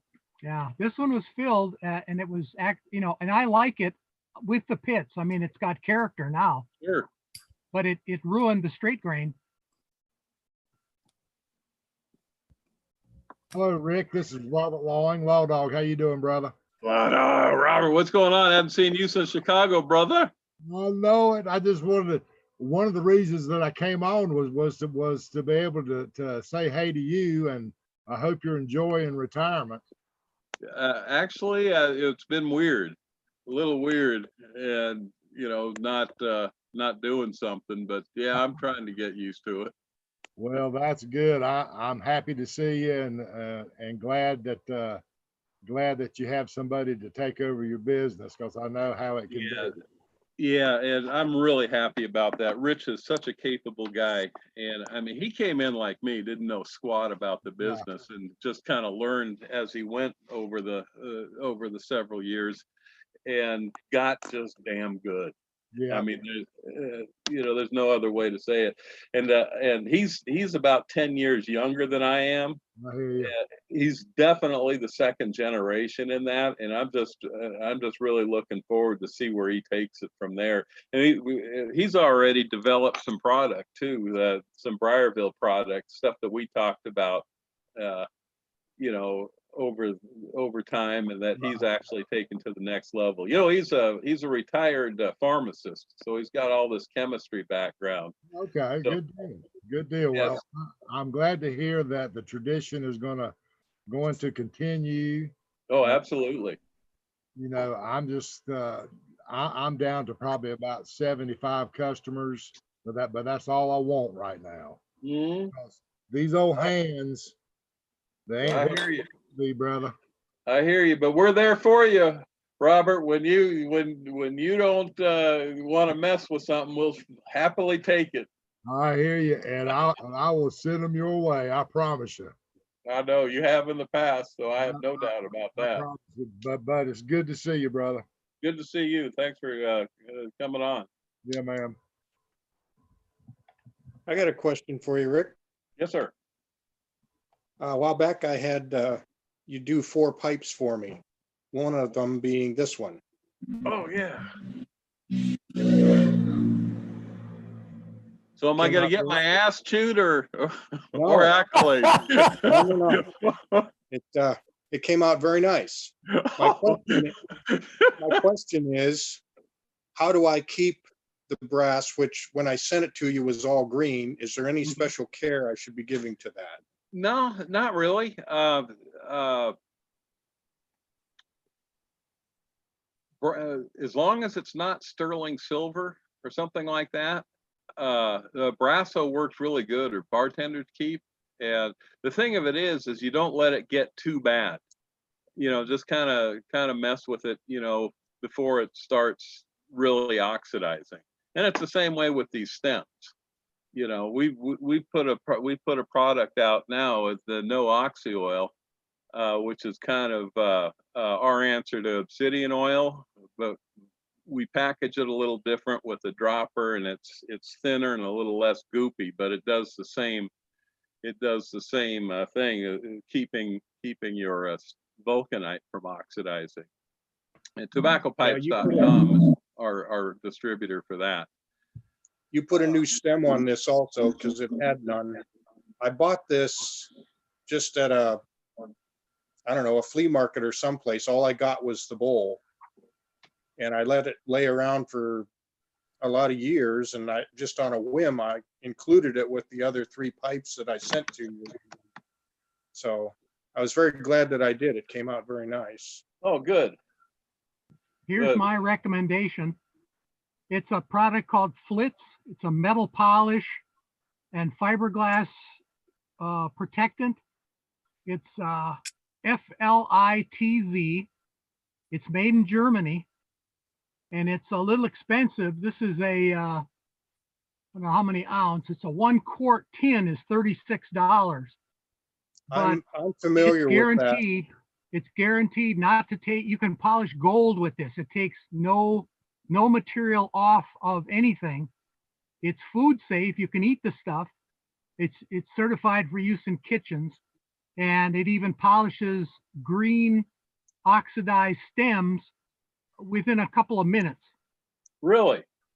It just I'm polishes. familiar with that It's product. fabulous stuff. I use it on briar, on stems, on sterling silver. It's absolutely great stuff. And it removes oxidation off vulcanite? Yes.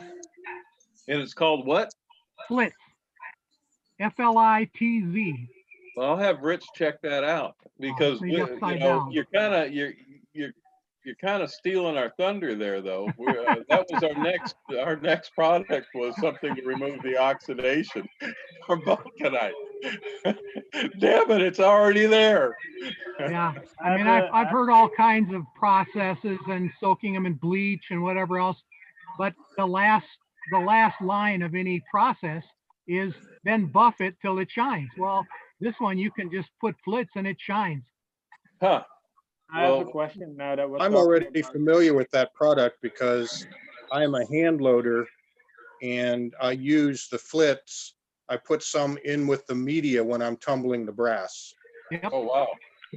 And Is it a paste? Is that what it is? Yes, it's a very thick paste. It's guaranteed to last for 6 months on a polish.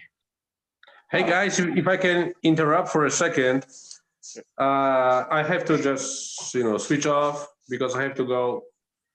This is my little daughter. I have to go get her to sleep. So take care, and it was really awesome to have you today, guys. Mario, it was a lot of fun seeing you, man. I'm Yeah, glad Trevor, you I'll text you. I'll text you with the address in Hawaii to send you those samples. Trevor had to bow out as well, but Mario, it's always good to see you, brother. I will find him. I will find him on the Facebook, so Yeah. don't worry. Okay, so have a good night, guys. Bye. See you, Mario. Yeah, I really appreciate those guys, those of you who are in South Africa and in the EU for staying up so late with us. But I keep saying, what else have you got going on? So it's good to have you here. Yeah, with this COVID stuff. Yeah, this is this. Rick, if I could ask a question, yeah. So Yes, sir. my name's Adrian, or Adrian, if you prefer, from South Africa. Yeah. And so just a comment on something that you said earlier. I have to disagree with you. It's a horrible, terrible hobby. It's been really, really tough. I haven't eaten in weeks. I can't maintain my car anymore. But anyway, sounds like he caught the pipe acquisition disorder. Oh yeah, 100%. So just hypothetically, you know, as a thought experiment, not anything that I would ever admit to myself. If you did clean up a pipe with alcohol and you did spill a little bit over the edge and you kind of messed up a bit of the finish, what do? You're asking for a friend, right? Yeah, no, this is hypothetically. This is like, you know.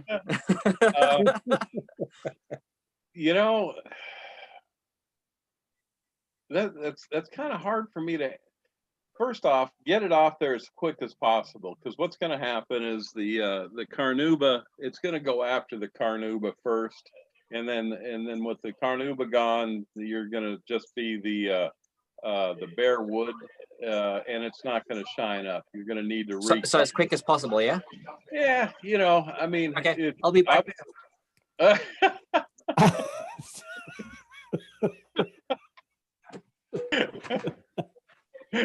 Did we save it?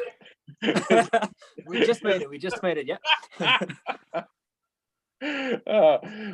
But yeah, you know, the thing of it is, you want to get that protection back on there with the carnauba wax, but without a buffer, it's hard. You know, you could, I guess you could apply some liquid kind of stuff, but we've never have, because I don't know if it is. I don't want to recommend it because I've never tried it. We've always had the machinery to do it. Okay. Cool. Thanks. But you know, it's not going to hurt the pipe. I mean, it's gonna aesthetically might make some changes. There's a product that I bought. I can't remember the brand name of it, but they came in little jars, and essentially Red Rouge and White Diamond in a paste form. That You mean this, David? Let me see if I can find you. Yeah, similar to that. Yeah, right, Bart.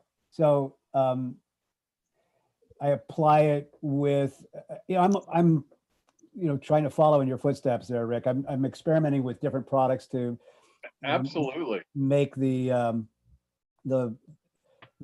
hours and hours of sanding vulcanite shorten down somehow. Here, I'll give you a hint to shorten that down, but you're still going to need a buffer to buff it. I do have a buffer. Okay. Use and if any of you guys, you know, like narc on me here and start telling a bunch of people to where our sales drop, well, I come hunt you down. No, we have actually, this is a good, we have a rule here in the Pipe Club, and especially for those of you who are new, everything that is revealed in Pipe Club meetings stays in Pipe Club meetings. I play it. I mean, it's not rocket science. and here's, honestly, our philosophy from the very beginning on this is the hobby offers so many different facets for everybody. Some people couldn't care less about maintaining their pipes, and they're more than glad we're out there to do it for them. Other guys like myself, you know, included, when I first started, there's a cathartic enjoyment in doing the repairs and the experiments and all that, and that's as big as part of as big a part of the hobby as experimenting with all the plethora of the different tobacco flavors and the tobacco types out there. I mean, it's just, there's something for everybody in this hobby. And if you're into tinkering with these things, man, go for it. Because eventually you're going to screw it up and send it to us anyway. So, I just sent Rich 3 pipes because even though I'm loving, you know, the hobby of repair, there's a few of them that I'm like, I'm not going to fuck this up, and so I'm going to send it to somebody who knows what they're doing. Yeah, well, obvious. That's obvious. You don't want to learn or teach yourself on something you're going to spend a couple $100 on. Right. You know, I mean, but there's plenty of $5 eBay junk out there to play with, or you know, $10 thrift store stuff, you know, to play with out there. So that's obvious. But if you go to, and this is where I went all the time to get mine, there are Sally's Beauty Supply sells waterproof acrylic nail files, or nail files for acrylic, and they're in 3 different grits we use. We used a black one as the coarse, blue is a medium, and pink was the fine. Rich liked the pink the best. And if you use those, you can remove teeth chatter without a lot of work. You can even remove teeth marks, but just be aware, if you go too deep, you're gonna, you know, get down into the draft and or weaken it so much that it's gonna crack when you use it. But you know, so you gotta be careful about that. But that's why you experiment on the cheap pipe. So if you trash something, it's not gonna make a big difference. And then too, you know, if there's no distinguishing logos or marks that you want to save, I mean, a new vulcanite stem is what, $26, you know, or $24, you know, installed and fit to your pipe. So it's not like you're risking a whole lot. Fellas, do you mind if I ask another question here while I got Rick's attention? I don't know if you can see the camera. So this is a Pull back a little bit so it'll focus. Stanwell here. Mm-hmm. And what I want to show you, so I worked on the stem, but I tried to stay away from the logo mark. Yeah. And that has got still a bunch of oxidation around it. And so I don't know how to remove that without running the risk of messing up the logo mark. Well, and that was kind of a choice that we gave them.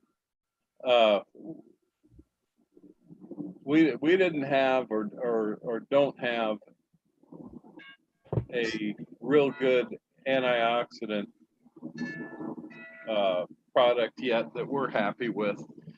We've tried some of the stuff we found on the market. We haven't tried that Zilts yet. I'm gonna have Rich, you know, suggest that to Rich to see if he wants to give that a try. But that, you know, oxidation is like rust to metal. It literally eats into the vulcanite. So you're eating into that logo. It's already gone past any colorant that was in there. Oh, okay. And it's going down into the vulcanite. And to remove it, you got to cut it out. You know, so what do?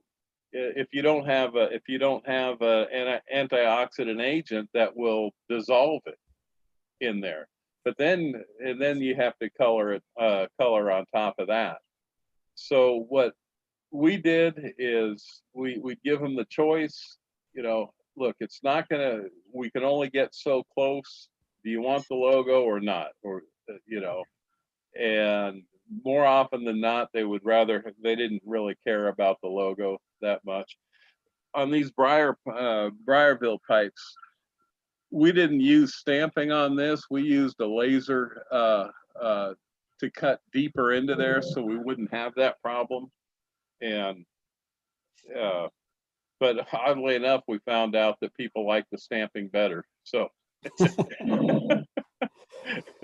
Fellas, I'm figuring maybe about another 15 minutes. A lot of folks had to drop out and head off to bed or to take care of business.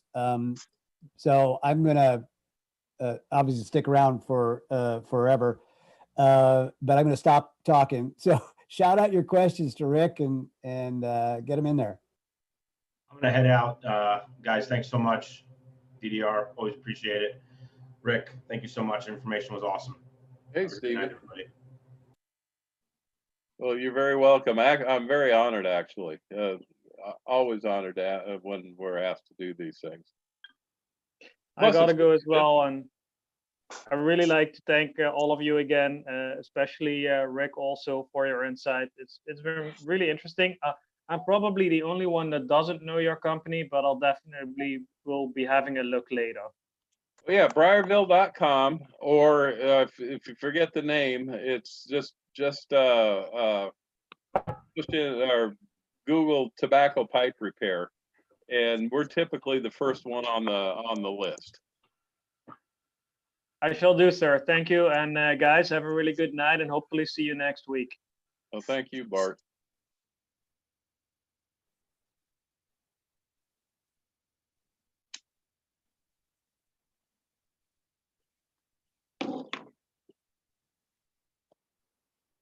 So, if I could jump in and ask yeah, another go ahead, question. Adrian. Yeah, go ahead. Okay, this is kind of for anyone, I suppose, but I think, Rick, you've got a unique sort of sampling of what's out in the market, especially over time. Is having a pipe with a filter a European thing, or do Americans typically do that as well? The American-made pipes. I mean, the little balsa wood filter. I mean, yeah. Absolutely. In the beginning, it was a European thing, but it's becoming more popular over here. We get clients calling up asking us to change the tenon to accommodate a filter. But yeah, I mean, when I first started smoking a pipe, I mean, you never saw them. It was always just the way it is without. What do they do in South Africa? So the South African made pipes, the Kaiser, which you see a lot of farmers using, they've got quite a strange system. It's kind of like it doesn't use a filter, but it's got something which is kind of like, what do they call it? A stinger, hey? That little little metal piece, yeah. So it's kind of building on that design, but what it has is it's like a little bent aluminium tube that sits inside the shank, and it sort of like points down in a way. And the whole idea is that all the moisture just condenses and runs down, but it's quite a strange system. If you guys want, I'll send you some information on that. So that's kind of typically what they do, but filters are available everywhere. So here in South Africa, it's not a problem here. Most of the pipes that we get are from Europe in any case. We get a lot of Savinellis and things like that, and Petersons and so on. Yeah, I think so yeah, generally we use a lot of filters. Yeah, I think Savinelli was really who started all of that. Or certainly made it prominent. Okay. But then in the beginning, it was mostly the European. You didn't see, like, everything now that Savinelli comes with the filter into the States, when it didn't used to do that. Okay.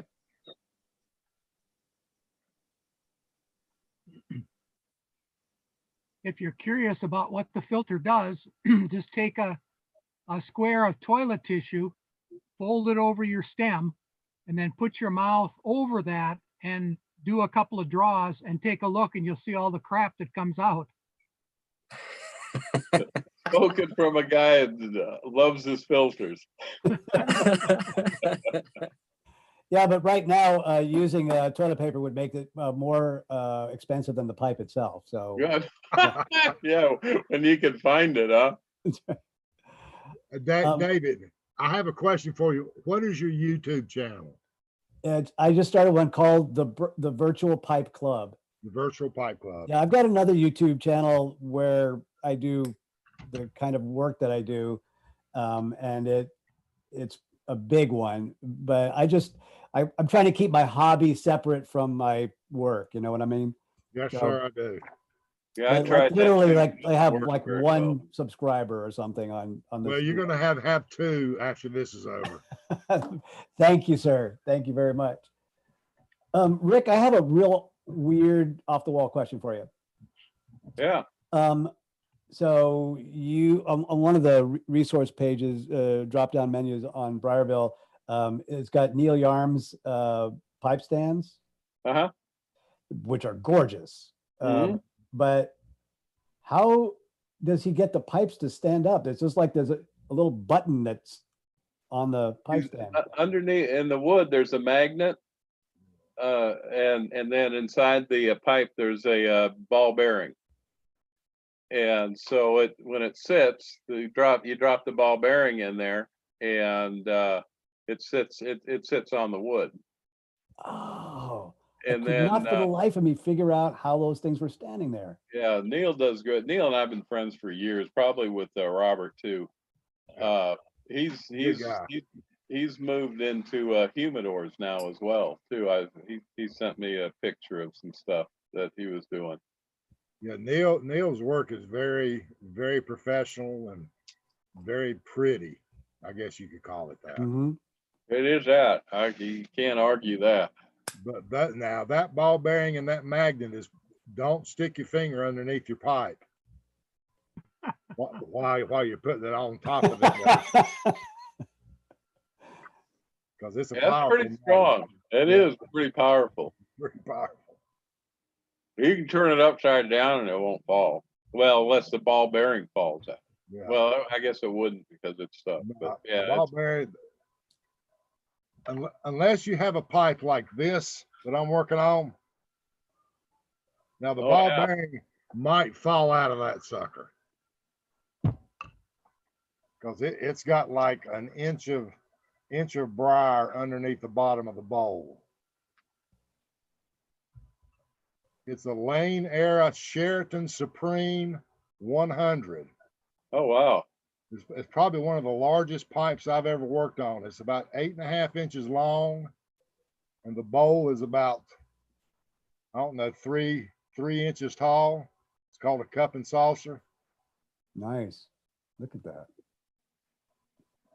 The very first trial that we did for Virtual Pipe Club, we just really randomly did it on an afternoon to see if anybody showed up. We had two gentlemen came in.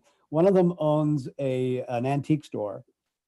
And while we were there, he brought out this enormous, you know, those horns that they blow in the Alps to, oh yeah, you know, he had a pipe that was that big, a meerschaum.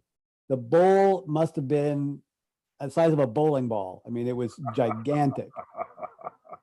And it had been smoked. Like it was not just an ornament.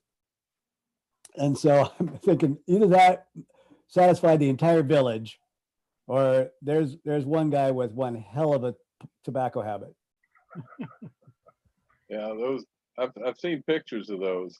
Yeah, we've worked on some that were pretty long, you know, 2.5 feet, you know, and big like that, but nothing where you'd have to set it, you know, on a table. You know, I've got a video of it. I'll put it up on the Virtual Pipe Club group there on Facebook, because it was ridiculous. Yeah, they make pipes out of everything. I'm telling you, we would get stuff. One time we got literally just a rock, and it was a hollowed out bowl, and it came from an Indian burial ground. It had no stem or shank or anything on it, but it was just a rock that they were convinced that it was a pipe at one time. And because it was drilled out for a mortise, and the bowl was drilled out. It was like a rock you'd see in a creek, you know, smooth. So they wanted me to fashion it into a peace pipe kind of thing, and that was kind of cool. I enjoyed that project. What are some of the more unusual pipes you've had to work on? We got one that was solid gold. Well, I won't. It was. I don't know if it was solid. It was definitely gold plated. They told it was from an antique dealer. He told me it was gold, and it was encrusted in diamonds, and it was tiny. I mean, you know, the bowl was tiny. The diamonds around it were tiny, and it needed a custom mouthpiece fashion for that. But the whole shank was gold, and so was the bowl. And that was one. And did then it have any opium residue in it? It looked like it'd been tried to be smoked a couple of times, but not really. It looked like something that you would see in a European museum somewhere. You know, like the Queen's house or something. I don't know. It certainly wasn't practical, but it was interesting to look at. I mean, that was kind of the fun part about the job. And our bragging rights, which was with Quentin Tarantino when they were on the set of his last movie, Hollywood, Once Upon a Time in Hollywood. They had used a pipe that he used in Inglorious Bastards, where the German guy smoked, and it was that big gourd meerschaum, and they had damaged it on the set of this Once Upon a Time in Hollywood. So they called us up pretty frantic, and I said, send it to us, and that afternoon they FedExed it out overnight. We fixed it the next morning, and they had tried cleaning it and trashed it, so we made the necessary repairs and refurbished it, and then got it back to them. They called us on a Monday. We got it on a Tuesday, shipped it back out Tuesday night, and it was back out on the set Wednesday. And then when I watched that movie, I noticed the pipe didn't make it into the show, so I was pretty bummed out about that. Well, it was, at least it was in Inglorious Bastards. There you go. But yeah, and then we did the art designer for the he won an Oscar for the Lord of the Rings trilogy. Lives in New Zealand. He had sent us a couple of pipes to fix. All kinds of different people, different stuff. You would be surprised how many people enjoy this hobby, and the range, the scope of people, from guys that's like blue collar guys to lawyers, doctors, academics, scientists, everybody, just anybody you can imagine. Old truck driver like me gets out there and smokes these things.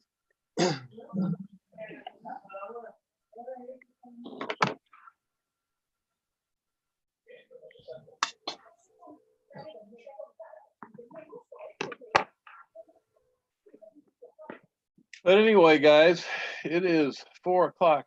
I've got to run. That's okay. I was wanting to say on behalf of the whole group here that we really appreciate you coming, hanging out with us. Don't be a stranger. You can come back anytime. We won't charge you the regular fee. How often do you guys do this? Well, we're still pretty new at it, so I've been doing it every Saturday. I think that we'll eventually have a more relaxed cadence, but while we're still collecting, some of these wayward pipe smokers from off the streets there, like Law Dog, we'll find something that's a little more gentlemanly. But for right now, we're coming back every Saturday. Good. More gentlemanly. Law Dog and gentlemanly in the same sentence. I'm impressed. That's an oxymoron if there ever was one right there, brother. I was thinking of you when I said it, sir. Well, I will tell you this. I have thoroughly enjoyed it. And I look forward to looking at your YouTube channel. Thank you for putting this together, David. I really do appreciate it. And it's a very nice excursion from everything else. Oh, it's other bullshit. No kidding.